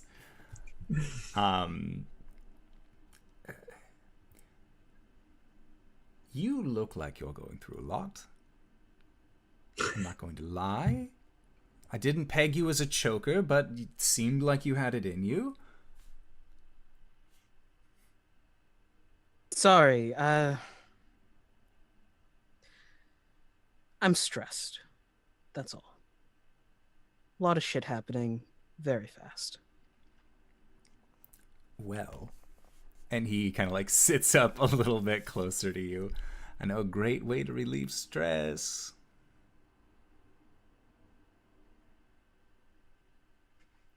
He just bats his eyes at you. You know, sometimes they are not in the mood. Processing. Puts his hands up and just, that's okay. Thank you for the offer, though. You know where to find me if you ever are. Right Oh, I do. downstairs. Make a house call sometime. Just kind of shrugs.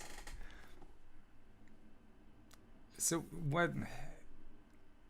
Were you like really attached to that that nimble right thing or something? Where I come from, when someone joins the troop, they join your family. And Victor came out of nowhere and joined our family.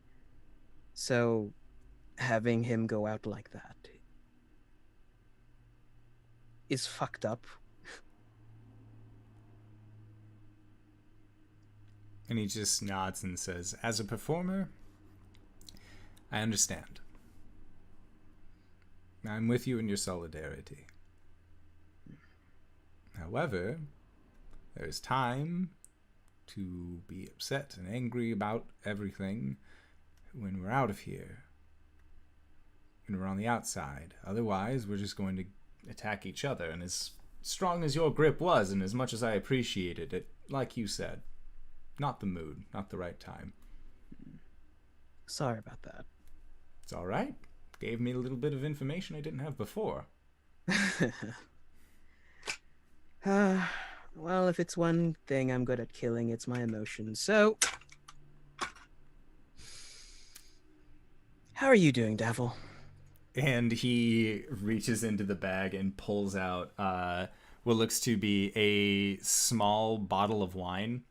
And he just says, much better now that I have this. And if we're going to be dreary about the whole thing, and he just pops the cork, and you just hear it kind of echo through the trove. And then he offers the bottle over to you. We'll spend some time sipping wine. Sounds good. So make a perception check as the two of you are just talking to each other idly, sipping on your wine. I'm dumb. 16. Okay.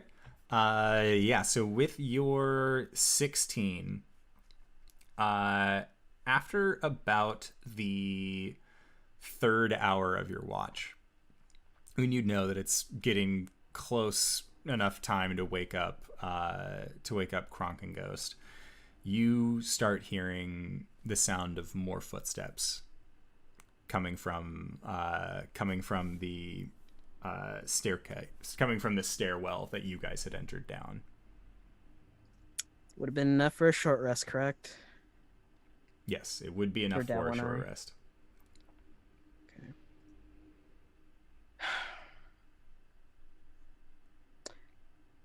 Gonna look down the hall towards Arnax Okay. Is he there? And you just see that there is this.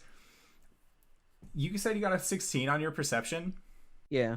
You had seen him over the course of your break actually take what looked to be a pretty sizable gem and just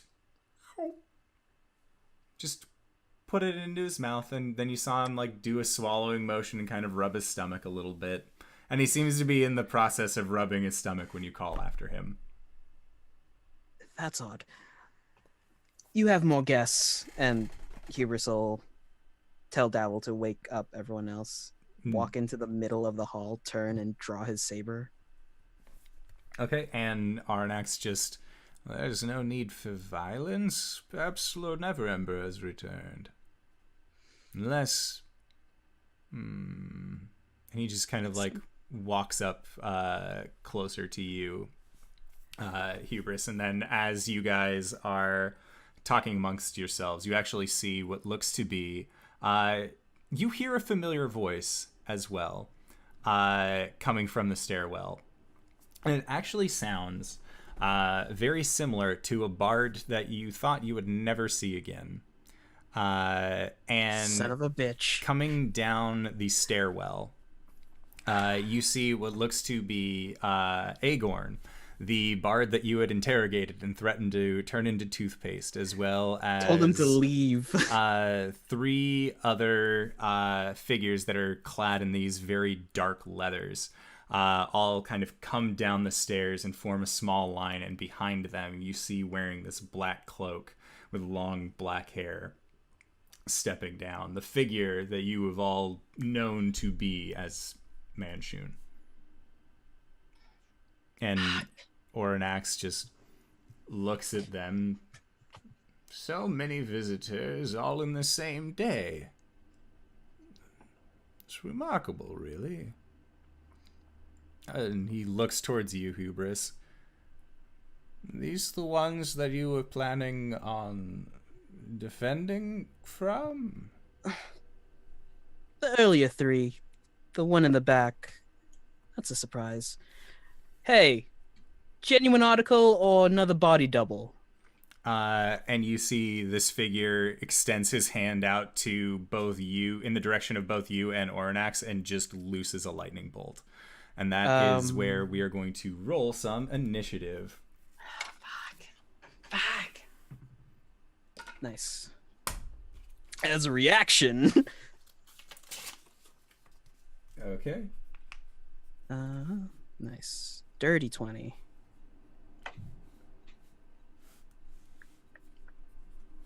And then we have...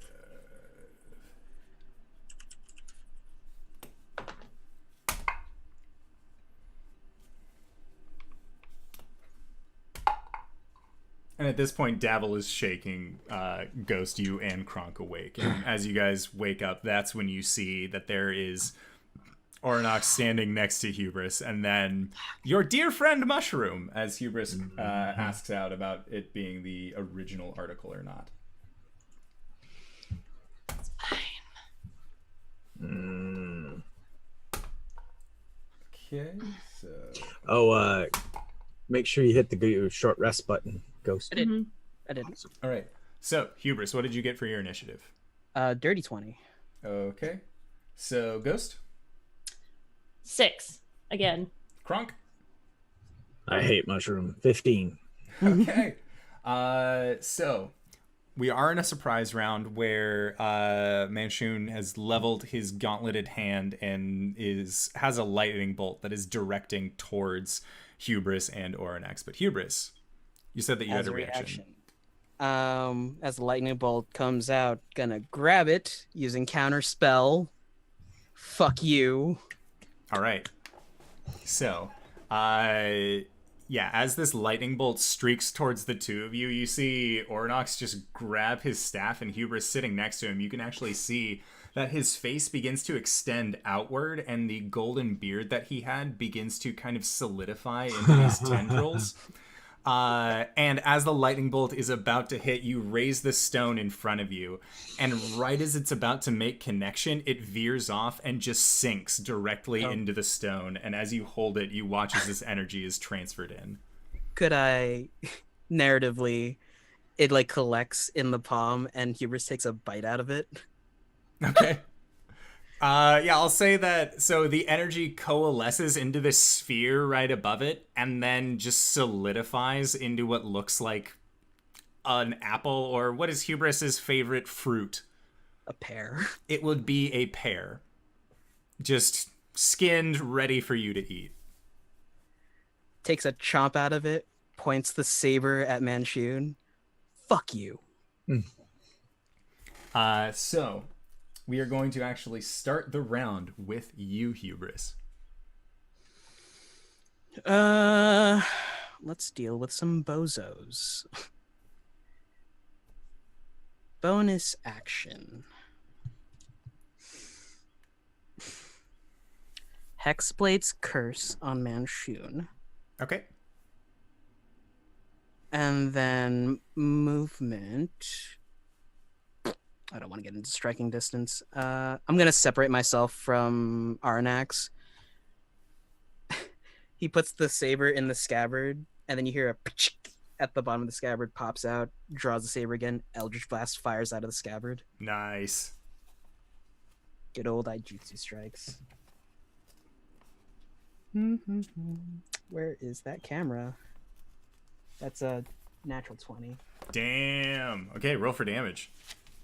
Who am I hitting? I'm hitting Manchun. Fuck that guy. It's my man. My And man, the shoot. 4 is 10 plus 2 and 2, 14 points of force damage. Okay. Sounds good. And you see he just kind of like raises his hand as your Eldritch Blast strikes into him.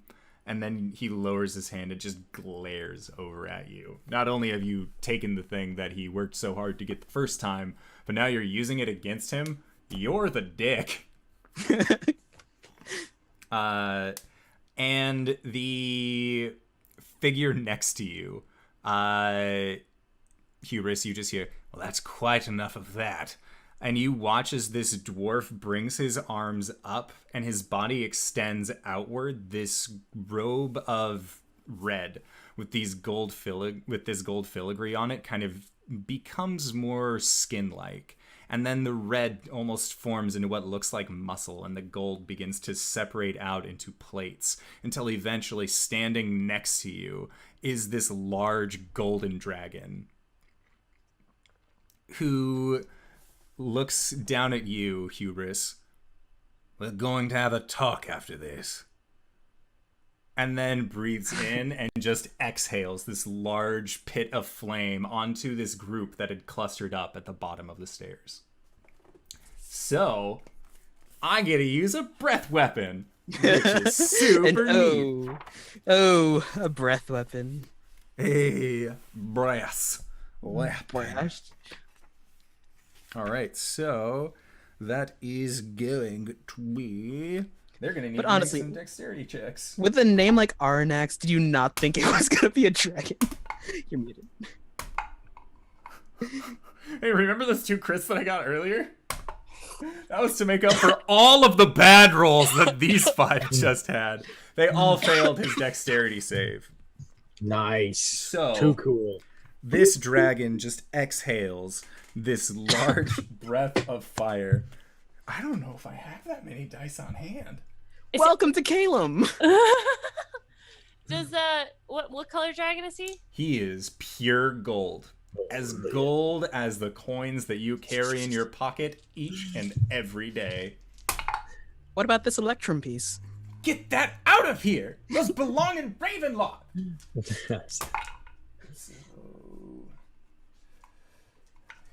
That's as odd as a 7-day week here in Faroon. He's still rolling. Jesus Christ. Yeah. It's good to be a gold dragon. Yeah. So, with this bout of flame that sears outwards, you watch as the front line of dudes that were standing in front of Manchun and Aegorn just get turned to bone. All of their body just, it completely sears away from the flames that wreath around them. This douchebag bard really should have gotten out of town, because you watch him as well just ignite and gone. And hitting the ground are these 4 bodies, and all that stands is Manchun. And you can see that the clothes that he was wearing have almost burned away, so it just shows pallid flesh underneath. And you can see that his gauntlet that he carries as his weapon is just glowing from the heat of the flame that is wreathed around him. So that is going to be his turn. But there is somebody who hates Manchun even more than you do, Hubris, and his name is Kronk Gorblatz. Kronk, it is your turn. All right. Round 2. Okay.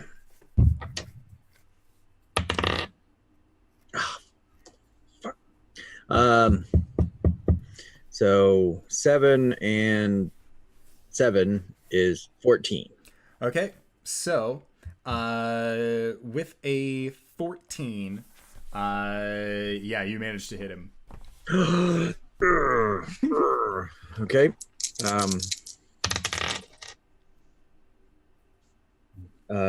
What is it with the 9s tonight? So 9 plus 5 is 14. Yeah. Okay, and then I am using a superiority dice and trying to knock the glowing gauntlet off his hand. All right, sounds good. Oh, for another 8 points of damage. Dang. Maxed out on that, and now he needs to make a Strength save, correct?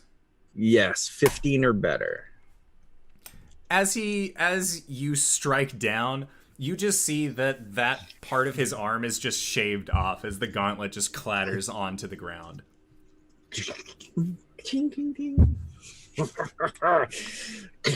Action surge, hit him again. Do it. Kronk, Kronk, Kronk, Kronk, Kronk. 14 again. Yeah, 14 will hit.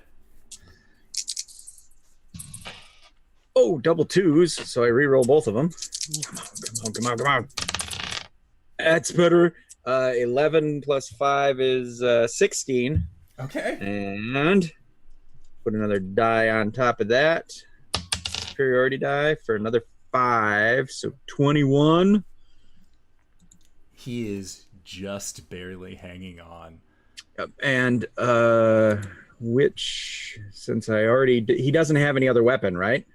He does not. All right, so I disarmed him. frighten his. Okay. How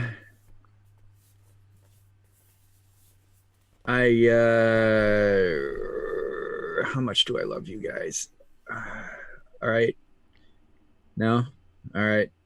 I menacing attack him. Okay. I'm like, there's your arm. There's your other arm, and your head's next, buddy. And so he has to make a wisdom save 15 or better. All right. So he is actually good at his wisdom. So as you strike out against him, and your blade sinks very deep into him at this point, he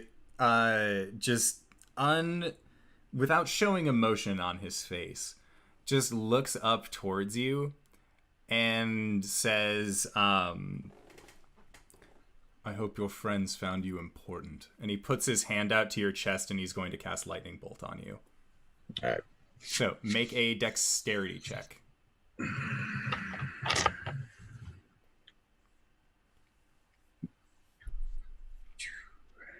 Oh, come on now. Oh, fuck. Nope. Kronk is like, Okay. 4. That is not going to be enough. So No, it's not. he is going to be casting this spell at the 5th level. Ooh, Moonchild. All right, so Jesus Christ. that is going to be for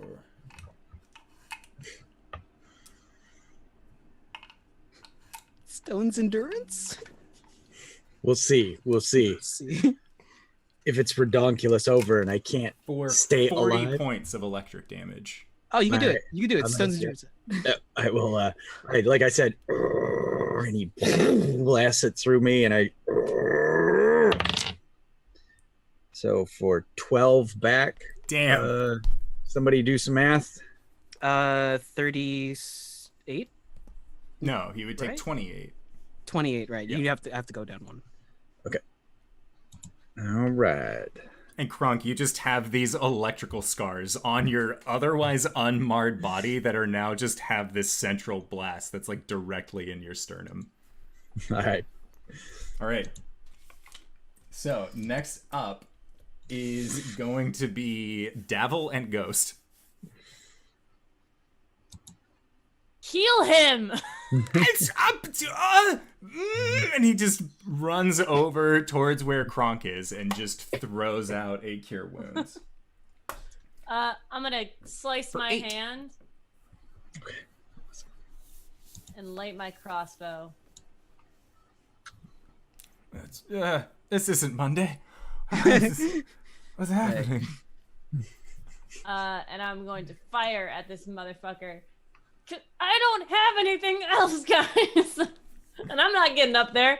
I'm gonna move so no one's in a line with me, okay?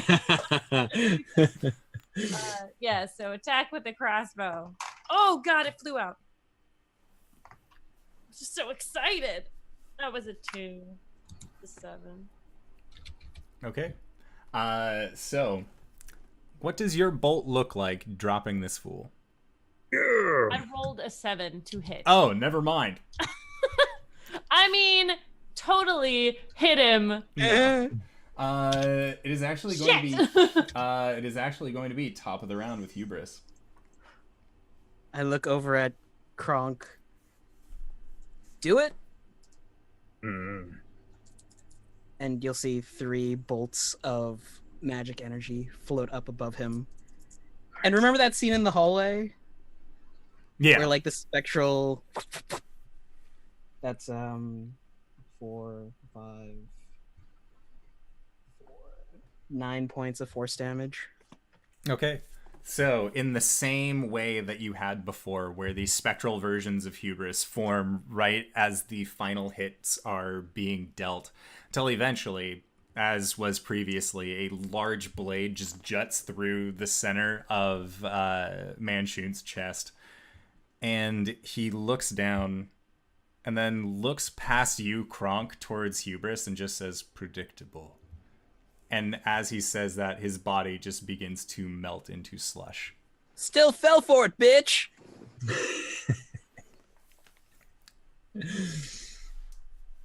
Okay, that went terribly. I mean, it went great. Thank you, dragon dude. My name is Aranax. Aranax. How big is this dragon? He is, I believe, huge-sized. So he No. is 15. So no. He is, let me see. Oh, it's a dragon in the deep. Yep. He is a huge-sized creature.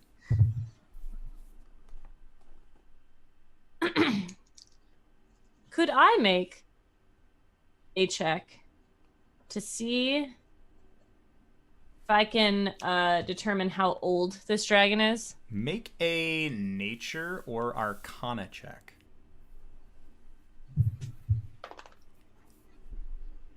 8. He looks incredibly old. You have no idea. I'm gonna walk over to Kronk. How are you feeling? Are you all right? Rough. Yeah. Little under half. Davil? Are you all right, Davil? I'm fine. Literally nothing happened to me. Yes. Do you have spells left?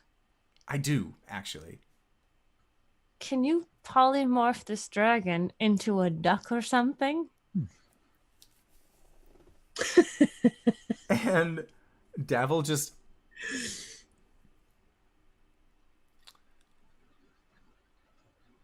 And if it fails, then what? Then we all die down here. Arnax. That was not the wizard. That was another one of its doubles. That's not what Hubris told me. Well, You see this figure, the gold plates on its arms just kind of begin receding to these thin lines, and you can see all of the muscle and sinew then kind of form. I'm sorry, there down. must have been some miscommunication here, because I asked if that was either a double or the original. I never conveyed to you if it was either.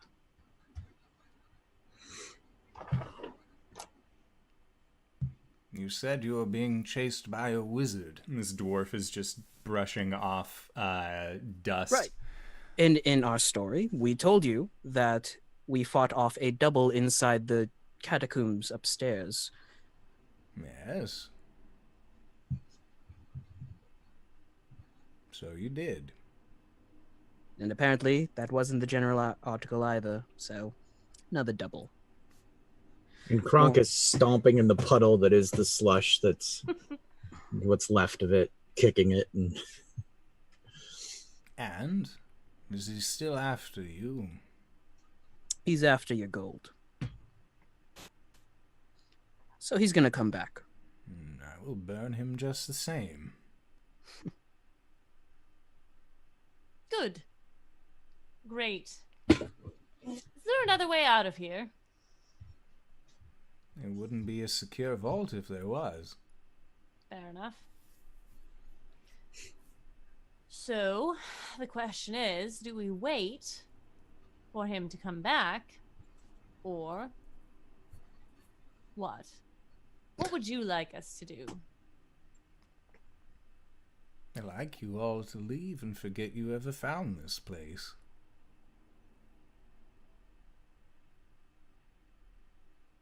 That's an option. Well, let me chat with my friends and we'll see what we would like to do, if you don't mind giving us a moment. He just nods and just begins walking back to the pile of gems that he had. Looking over at the guys, what the fuck are we gonna do? It was just fucking leave. We've got money. But it's right there. Do you want to fuck with a giant dragon that just incinerated? No!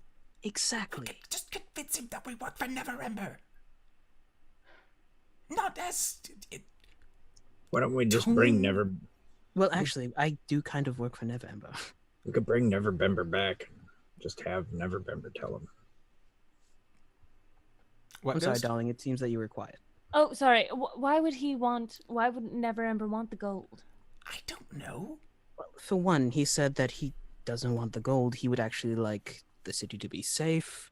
You know, all the noble and honest things a good guy would want. Ask the stone. Ask the stone how we can get out of here, or how we can get past the dragon. Wait, with the gold. Yes, obviously. Glor, He points at him like, Yes, Galore. Hubris. friend of friends. What's our best option here to getting the gold and avoiding the dragon's fiery wrath? We've come so far. It's really quite impressive. You've done well. To get past a dragon, play to his sensibilities. What color is he? Gold. Then he likes good things. Golden ones are often aligned with good people. All right. You don't care about the money. You've said this before. All right. All right. Let's see if that works. I'm going to talk with him. Okay. And Davil just looks at you, just, what? Talk with him? What about the weather? It's a dragon. couldn't hear you, LB. Are you sure that's wise, Hubris? The worst that's going to happen, I get incinerated. I would prefer it if you didn't. Me too. but She I puts guess her I'll have hand- to. She puts her hand on his shoulder. Be careful, please. Oh, I'm just gonna play to his sensibilities. Slides away. He was talking to the rock, right? Yes. All right. I'm sorry, what? Davil just kind of like, oh, wait, he's been through this. He knows. He's fine. So yeah, Hubris, you walk over towards where Oranax is, and you just see him kind of stacking these what look to be a pretty large, a pretty sizable amount of gems.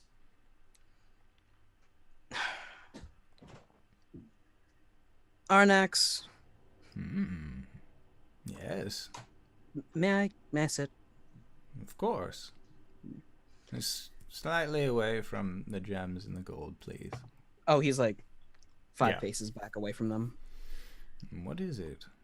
Listen, this Manchun guy is not going to stop. And he's going to try and take this money and do a lot of bad things with it. Someone should stop him.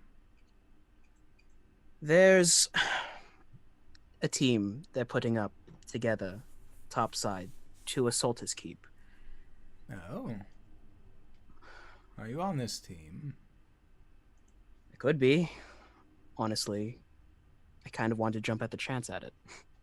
Why didn't you?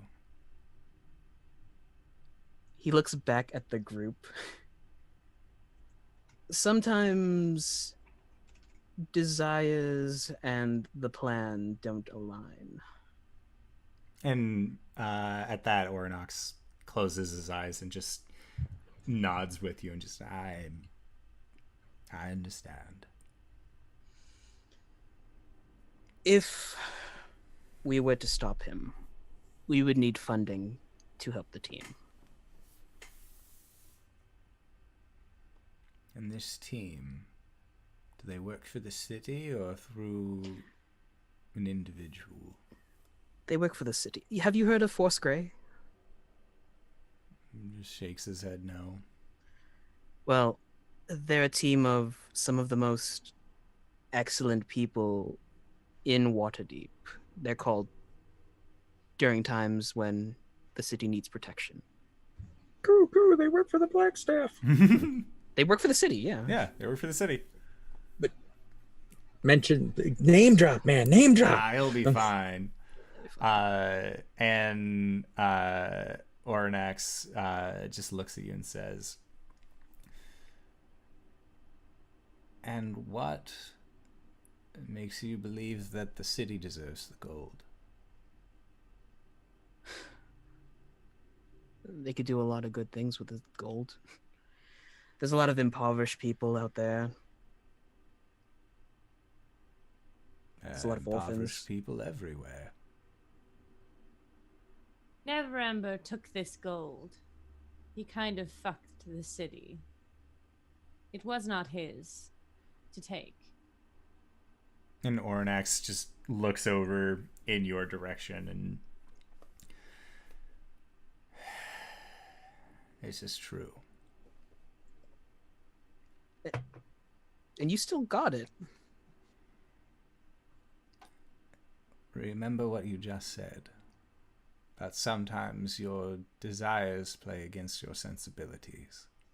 And he kind of just looks back at the room full of gems that he has.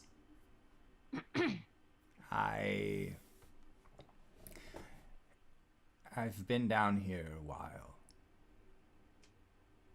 And the offer to guard such a large sum of money was incredibly tempting. Have you not seen it before? Leans his head to the side, past He just Arnax. motions for the lot of you to come as well.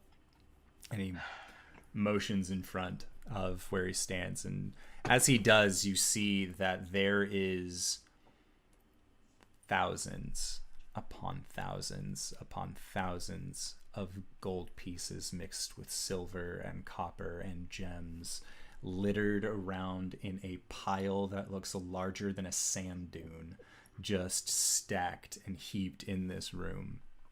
And Oranax looks at it. 500,000 dragons. 500,000 dragons I have been guarding for last 30 years. Never a visitor. You say the city can do good with this. The city could do a lot with this. Anyone could do a lot with this. And you, what do you plan to do with it? Fight the wizard, or help the city? Help the impoverished?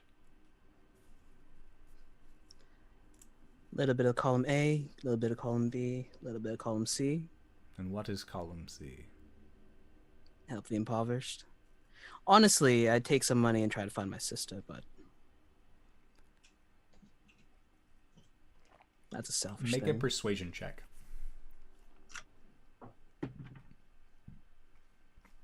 Uh, 18. Okay. And he nods and says, a noble cause. And what of you? And he looks over towards you, Ghost. And what would you do with this money?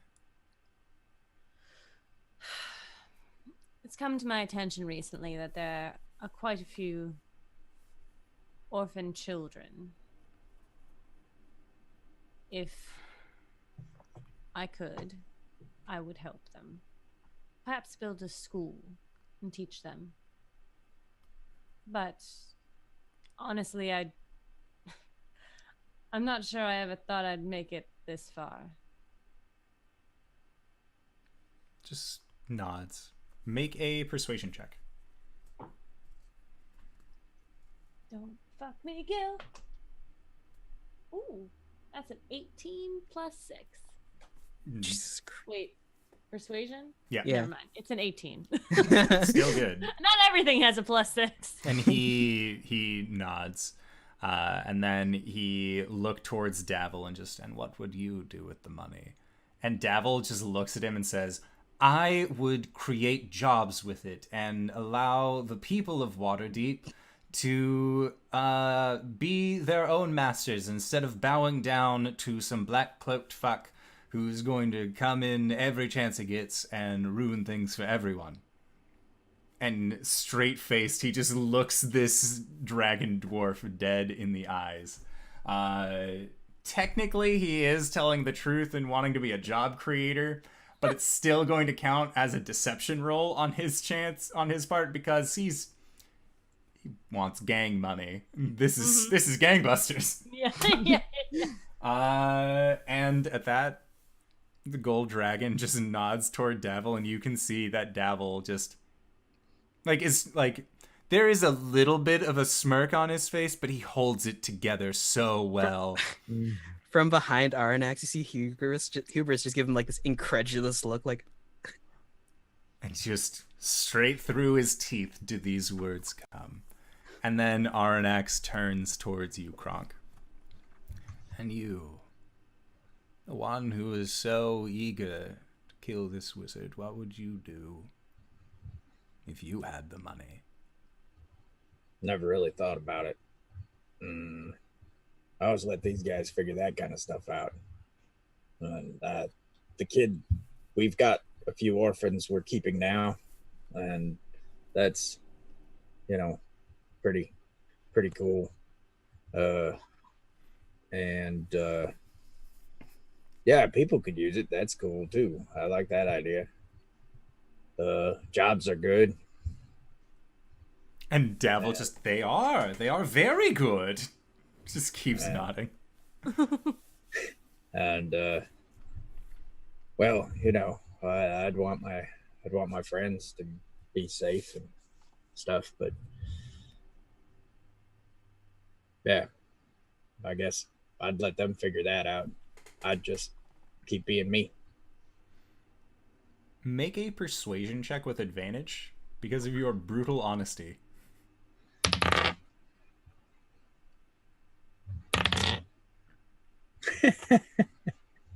Oh boy. Oh, I don't like that. Oh, I do have a plus. So the first dice was a 2, and the second dice was a 2, plus my 1 is, I believe persuasion is 1. Yeah, I only have +1 because I'm not proficient in it. So, yep. And he looks at you.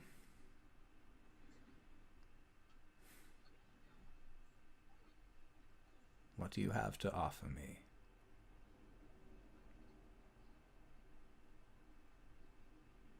I mean, like a trade? He shrugs a little bit, if you wish to call it that. Your friends, they seem like their pursuits are noble, but I cannot trust a man so indecisive. Well, if you're looking for a promise or something like that, I'm more than willing, as long as it moves things along. We rid ourselves of this wizard.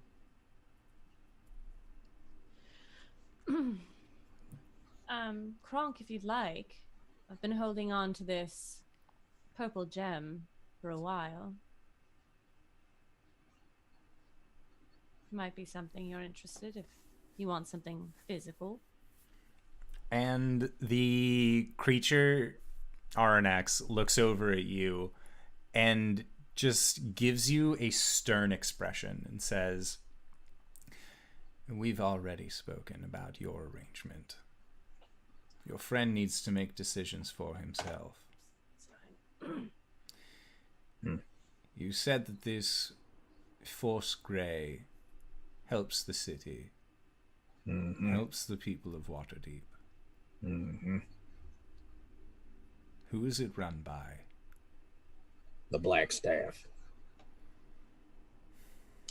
Arin's son is still alive. No, it's Bashra. Yeah. Aranax just tilts his head and then closes his eyes. And then opens them after some consideration and says, "You may take this gold on the condition that you join this Force Grey." Big boulder smile. "You will help the city and you will stay in the city, and if you use this money for anything other than what you said that you would use it for, I will know where you are. I will find you. I will rain dragon fire from the sky, as I had in days of old."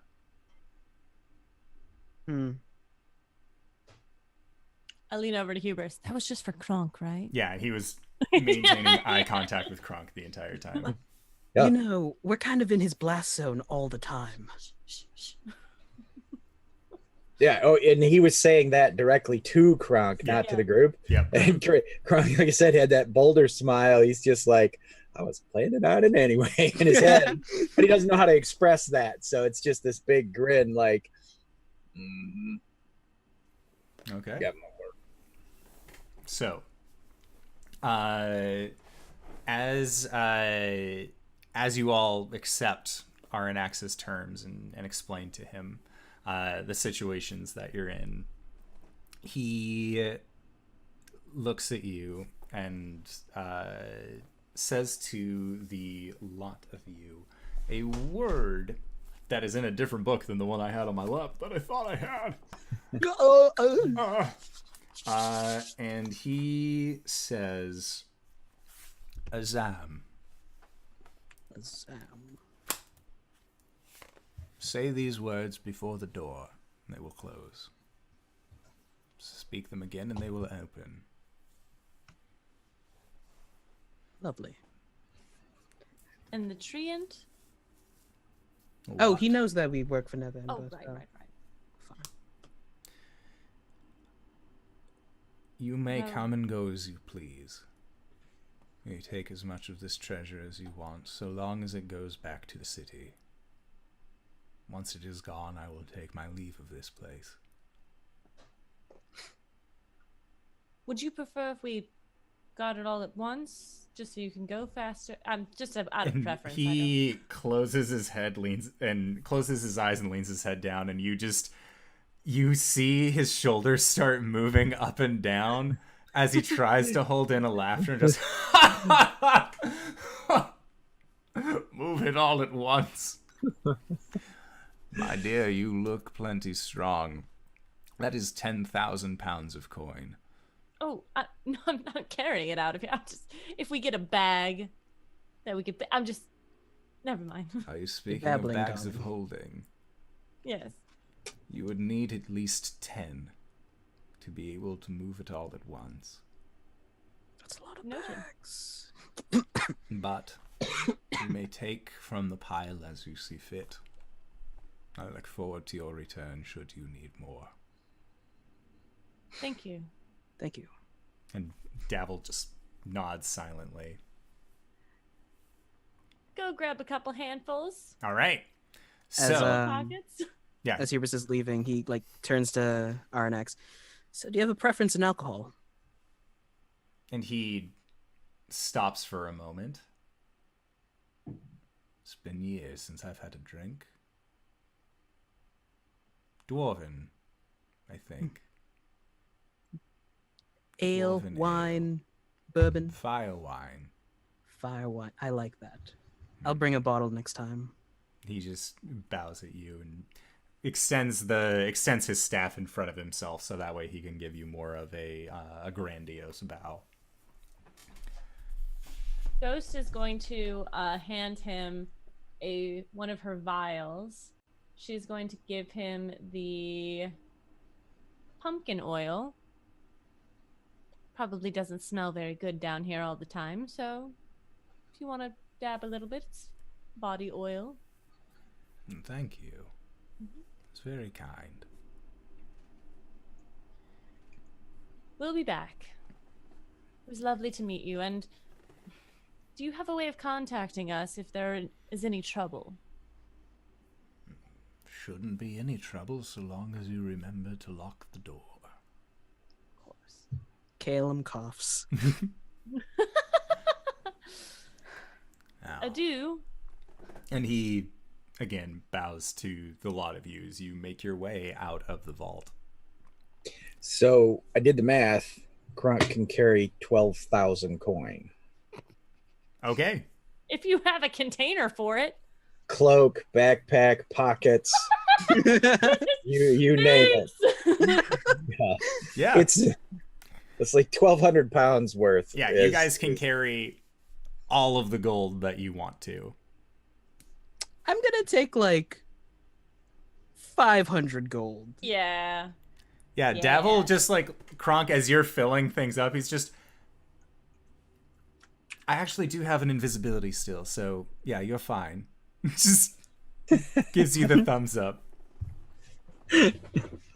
But yeah, you guys all begin to make your way out of the vault after having each taken at least 500 gold pieces from this extraordinary pile, and begin to make your way out of the vault.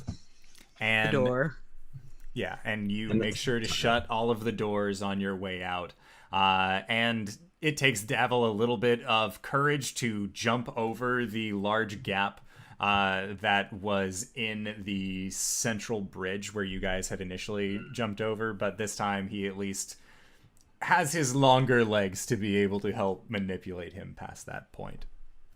And as you guys then go back up the stairs leading to the first floor, you can see what looks to be a human man sitting with his knees pressed up to his chest, his arms wrapped around his body, in what appears to be he's sitting in the middle of what you can see are 5 other bodies that are just laying on the ground in front of the fresco, and he keeps muttering to himself, "They'll never take it. It's too beautiful.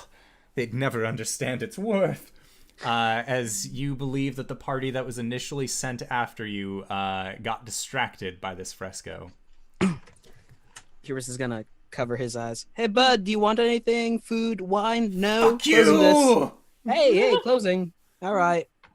All right, and as you guys exit to into the lower chambers of the mausoleum, you speak the words yet again, Azam, and the doors behind you close, and Davil is just eyes wide, big sack of money, and just.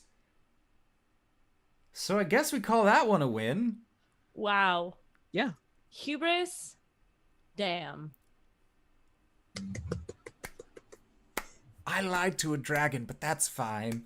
Yeah, I would recommend not going back down there. No, probably not. But so I have you fine folk to help. Whew. I kind of lied to a dragon. It's been a good day. It's I been a told- weird day. I told the truth and he didn't believe me. It's true. See, that happens sometimes. That's why I just mostly lie all the time. Hubris like walks past everyone. He says, "I didn't lie at all." All right, let's. Okay. What time is it? As you guys exit out of the mausoleum, it is early morning. And when I mean early morning, I mean that it is still 4, 5 a.m. Mm-hmm. And you make your way through the snow-covered graveyard. And as you pass by the treant, he looks at the lot of you and just... or before you even go up, Rainier, or not Rainier, but Davil will change himself back into Rainier. And then as you guys exit the tomb, it was a pleasure seeing you again. And the treant waves, "Your mother was always a very nice person." Gives him a nice bow. By the way, did they turn you into a rabbit again? Just nods. All right, but the first thing I'm doing is getting you something to help with that. And he just tilts his head very curiously towards you. We'll figure it out. And once you guys get past the City of the Dead Guard and make your way back out onto the streets, Davil says that he is going to go back to his place, get shit-faced drunk, and then he will see you all later tonight for his regularly scheduled shift. Sounds like a plan. You do know how to keep your mouth shut, correct? As much as I know how to keep it open, yes. Fantastic. And he, again, bows towards the lot of you and begins walking away, leaving the three of you on the cold streets of Waterdeep at roughly 5 in the morning. And and Davil will maintain his invisibility for you, Kronk. Even after you guys are out of sight, he will keep it for you, knowing that it's pretty suspicious holding 1,200 gold pieces worth of coins. Make a perception check as you guys trudge through the snow. 11. 9. 4. Wow. So the 11 notices that there is like a breadcrumb trail of gold pieces just falling from behind Kronk as he carries Kronk. all of this money. Kronk, please. Be Hubris more is gonna careful. turn and then start collecting everything. Ooh, piece of candy. Ooh, piece of candy. I think the first thing we should do, since Manchun is still out there, is to get some warding for the house. Get some warding for the house, or we can fucking... Turns to Kronk. You've got a promise to keep. Mm-hmm. What? Big Force guys Grey. joining Force Grey. Yeah, yes, but I mean, pressing matters. Pressing matters, yeah. Mm-hmm. Anti-scrying. Anti-scrying. Yes. All right, so you guys go and find the nearest magister that you can, and upon outlining what you would like to have done over Troll Skull Manor, and then presenting them with an ungodly amount of coin, they agree. We thought it was going to be expensive. They immediately agree to I took out a loan. to take up this job for you, and they will do so later on in the day, as they still have to wait for some magisters to wake up. And you guys make your way back to your house with all of the money and everything that you have gained from this adventure. Ghost, you realized that in the split, Davil kept your bag with all of the gems in it and didn't actually split that up between you. That's fine. However, as you guys finally arrive back at your house, you go and you check in on the kids. They are still sound asleep, seeming not to have woken up throughout the night. The downstairs training area, Zaraj is currently practicing a few sword swings, trying to make sure that he can get back into fighting shape. And Hubris, as you go up and you investigate Victor's shop, you can see outlined in blueprints on the table that there was a blueprint for a friend, and you saw that it was going to be a smaller humanoid figure. And the blueprints are all there. It looks like the parts are all still laid out. It looks like he was going to be working on this later in the day. But as you are all taking stock, finally getting able to sit down and enjoy a night's rest, Hubris, you get a message in your head. And it is a familiar voice at this point that says, "So, have you made up your mind about joining the team?" And that is where we will call it for tonight's episode. So, I wanted to say thank you to all of these wonderful players for going through Waterdeep. There will not be a game next week because, guys, we did it. We concluded it. We are still... I would still like to have an epilogue session, even if it's only like a half session or something, to be able to get into what happens to these characters post Waterdeep. Because you guys made off with money. A lot of money. A lot of money. We're moving out of this dump. No, I'm kidding. No.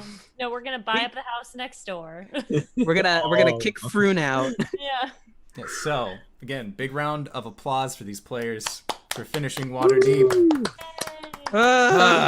You guys befriended a gold dragon because, like I said last week, in Waterdeep, anyone can be a friend. If you cast friend hard enough. If you cast friends hard and long enough.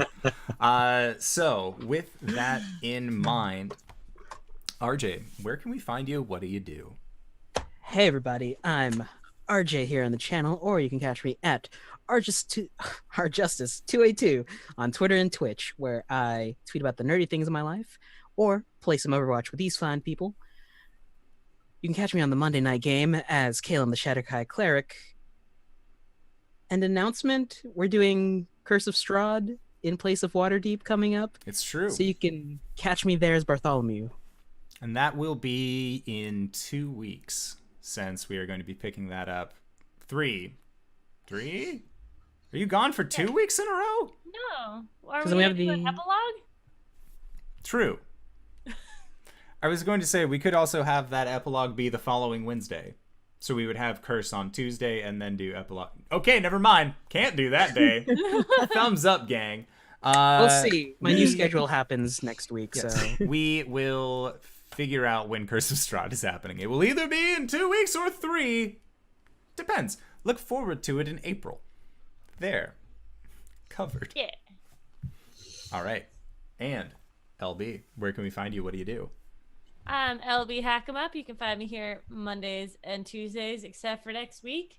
I'm also on Encounter Roleplay's channel on Sundays, except for this week, at 5 p.m. for a Fates game. We are going to storm the castle next. Well, they are, and hopefully things don't go shit up. But as a note of point, Ghost and Hubris totally bang when they get home. Long rest be damned.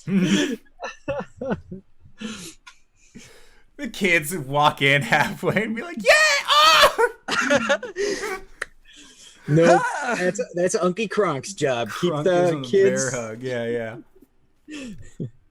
Alrighty. I like that point of order. It's worthwhile. All right, and Greybeard, where can we find you? What do you do?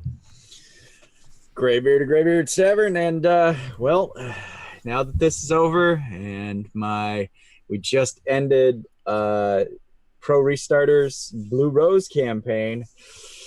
Old GB's got his Sunday show, 10 a.m. Eastern Standard Time on Greybeard's Tavern.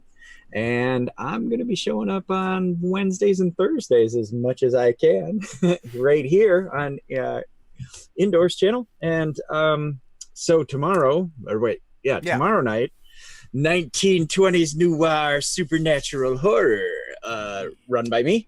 And we had a blast last week. Oh my God. And then our after show was the longest after show we've ever done because it was so ridiculous. So join us then. And then Thursday night, we're going to be playing some Power Outage superheroes. So that'll be a good time. I'm still working on my puns, though I've got like there's got to be almost 10 of them now that I'm like, oh, this is a great pun for a character name. But I really am leaning towards a character named Glockroach, who is a detective insectoid with guns. So join us then for all kinds of superhero fun. I am so excited because your example names made me really happy. So if you made it this far, whether in our first finished series on this channel or for this stream, I am the Indoor Adventurer, and you have been watching twitch.tv/the Indoor Adventurer. Or maybe youtube.com/The Indoor Adventurer. Or maybe you were listening in on either Spotify, iTunes, Overcast, Google Podcasts, anywhere that you can find audio things you can find us on. Except audio stuff is under Indoor Adventures. Because consistent branding is something I have a really goddamn hard time with. So, with that in mind, tomorrow night, like Greybeard said, we are going to be doing our 1920s urban fantasy noir piece, which is an entirely improv game made with an almost entirely improv game system that Greybeard put together at 1 a.m. the day that we played, which I don't know of anyone else I can ask to make me a new game at 1 in the morning and then have them deliver in such a well-rounded way. And then, of course, Thursday, we are going to be playing some Power Outage tabletop RPG. So you can look forward to that. I am very excited to be able to run such a game with characters like Breakfast, Swagnito, Instigator, and all sorts of other wonderful pun names. They even got a dude named Bolshevist. That's a historical pun. It didn't need to go that far, but they did it, and god damn it, am I happy about it. So, you can keep us in mind for the rest of those days, but right now we are going to go into our Patreon-supported after show called Nights in the Courtyard, where we get to discuss a lot of the stuff that happened in the episodes today, as well as answer questions from the community and from each other. So we're going to go and do that, but I would like to say, because I forgot to say it at the beginning of the show, today is March 26th, 2019, and you are loved, and we will see you guys next week. All right, everybody.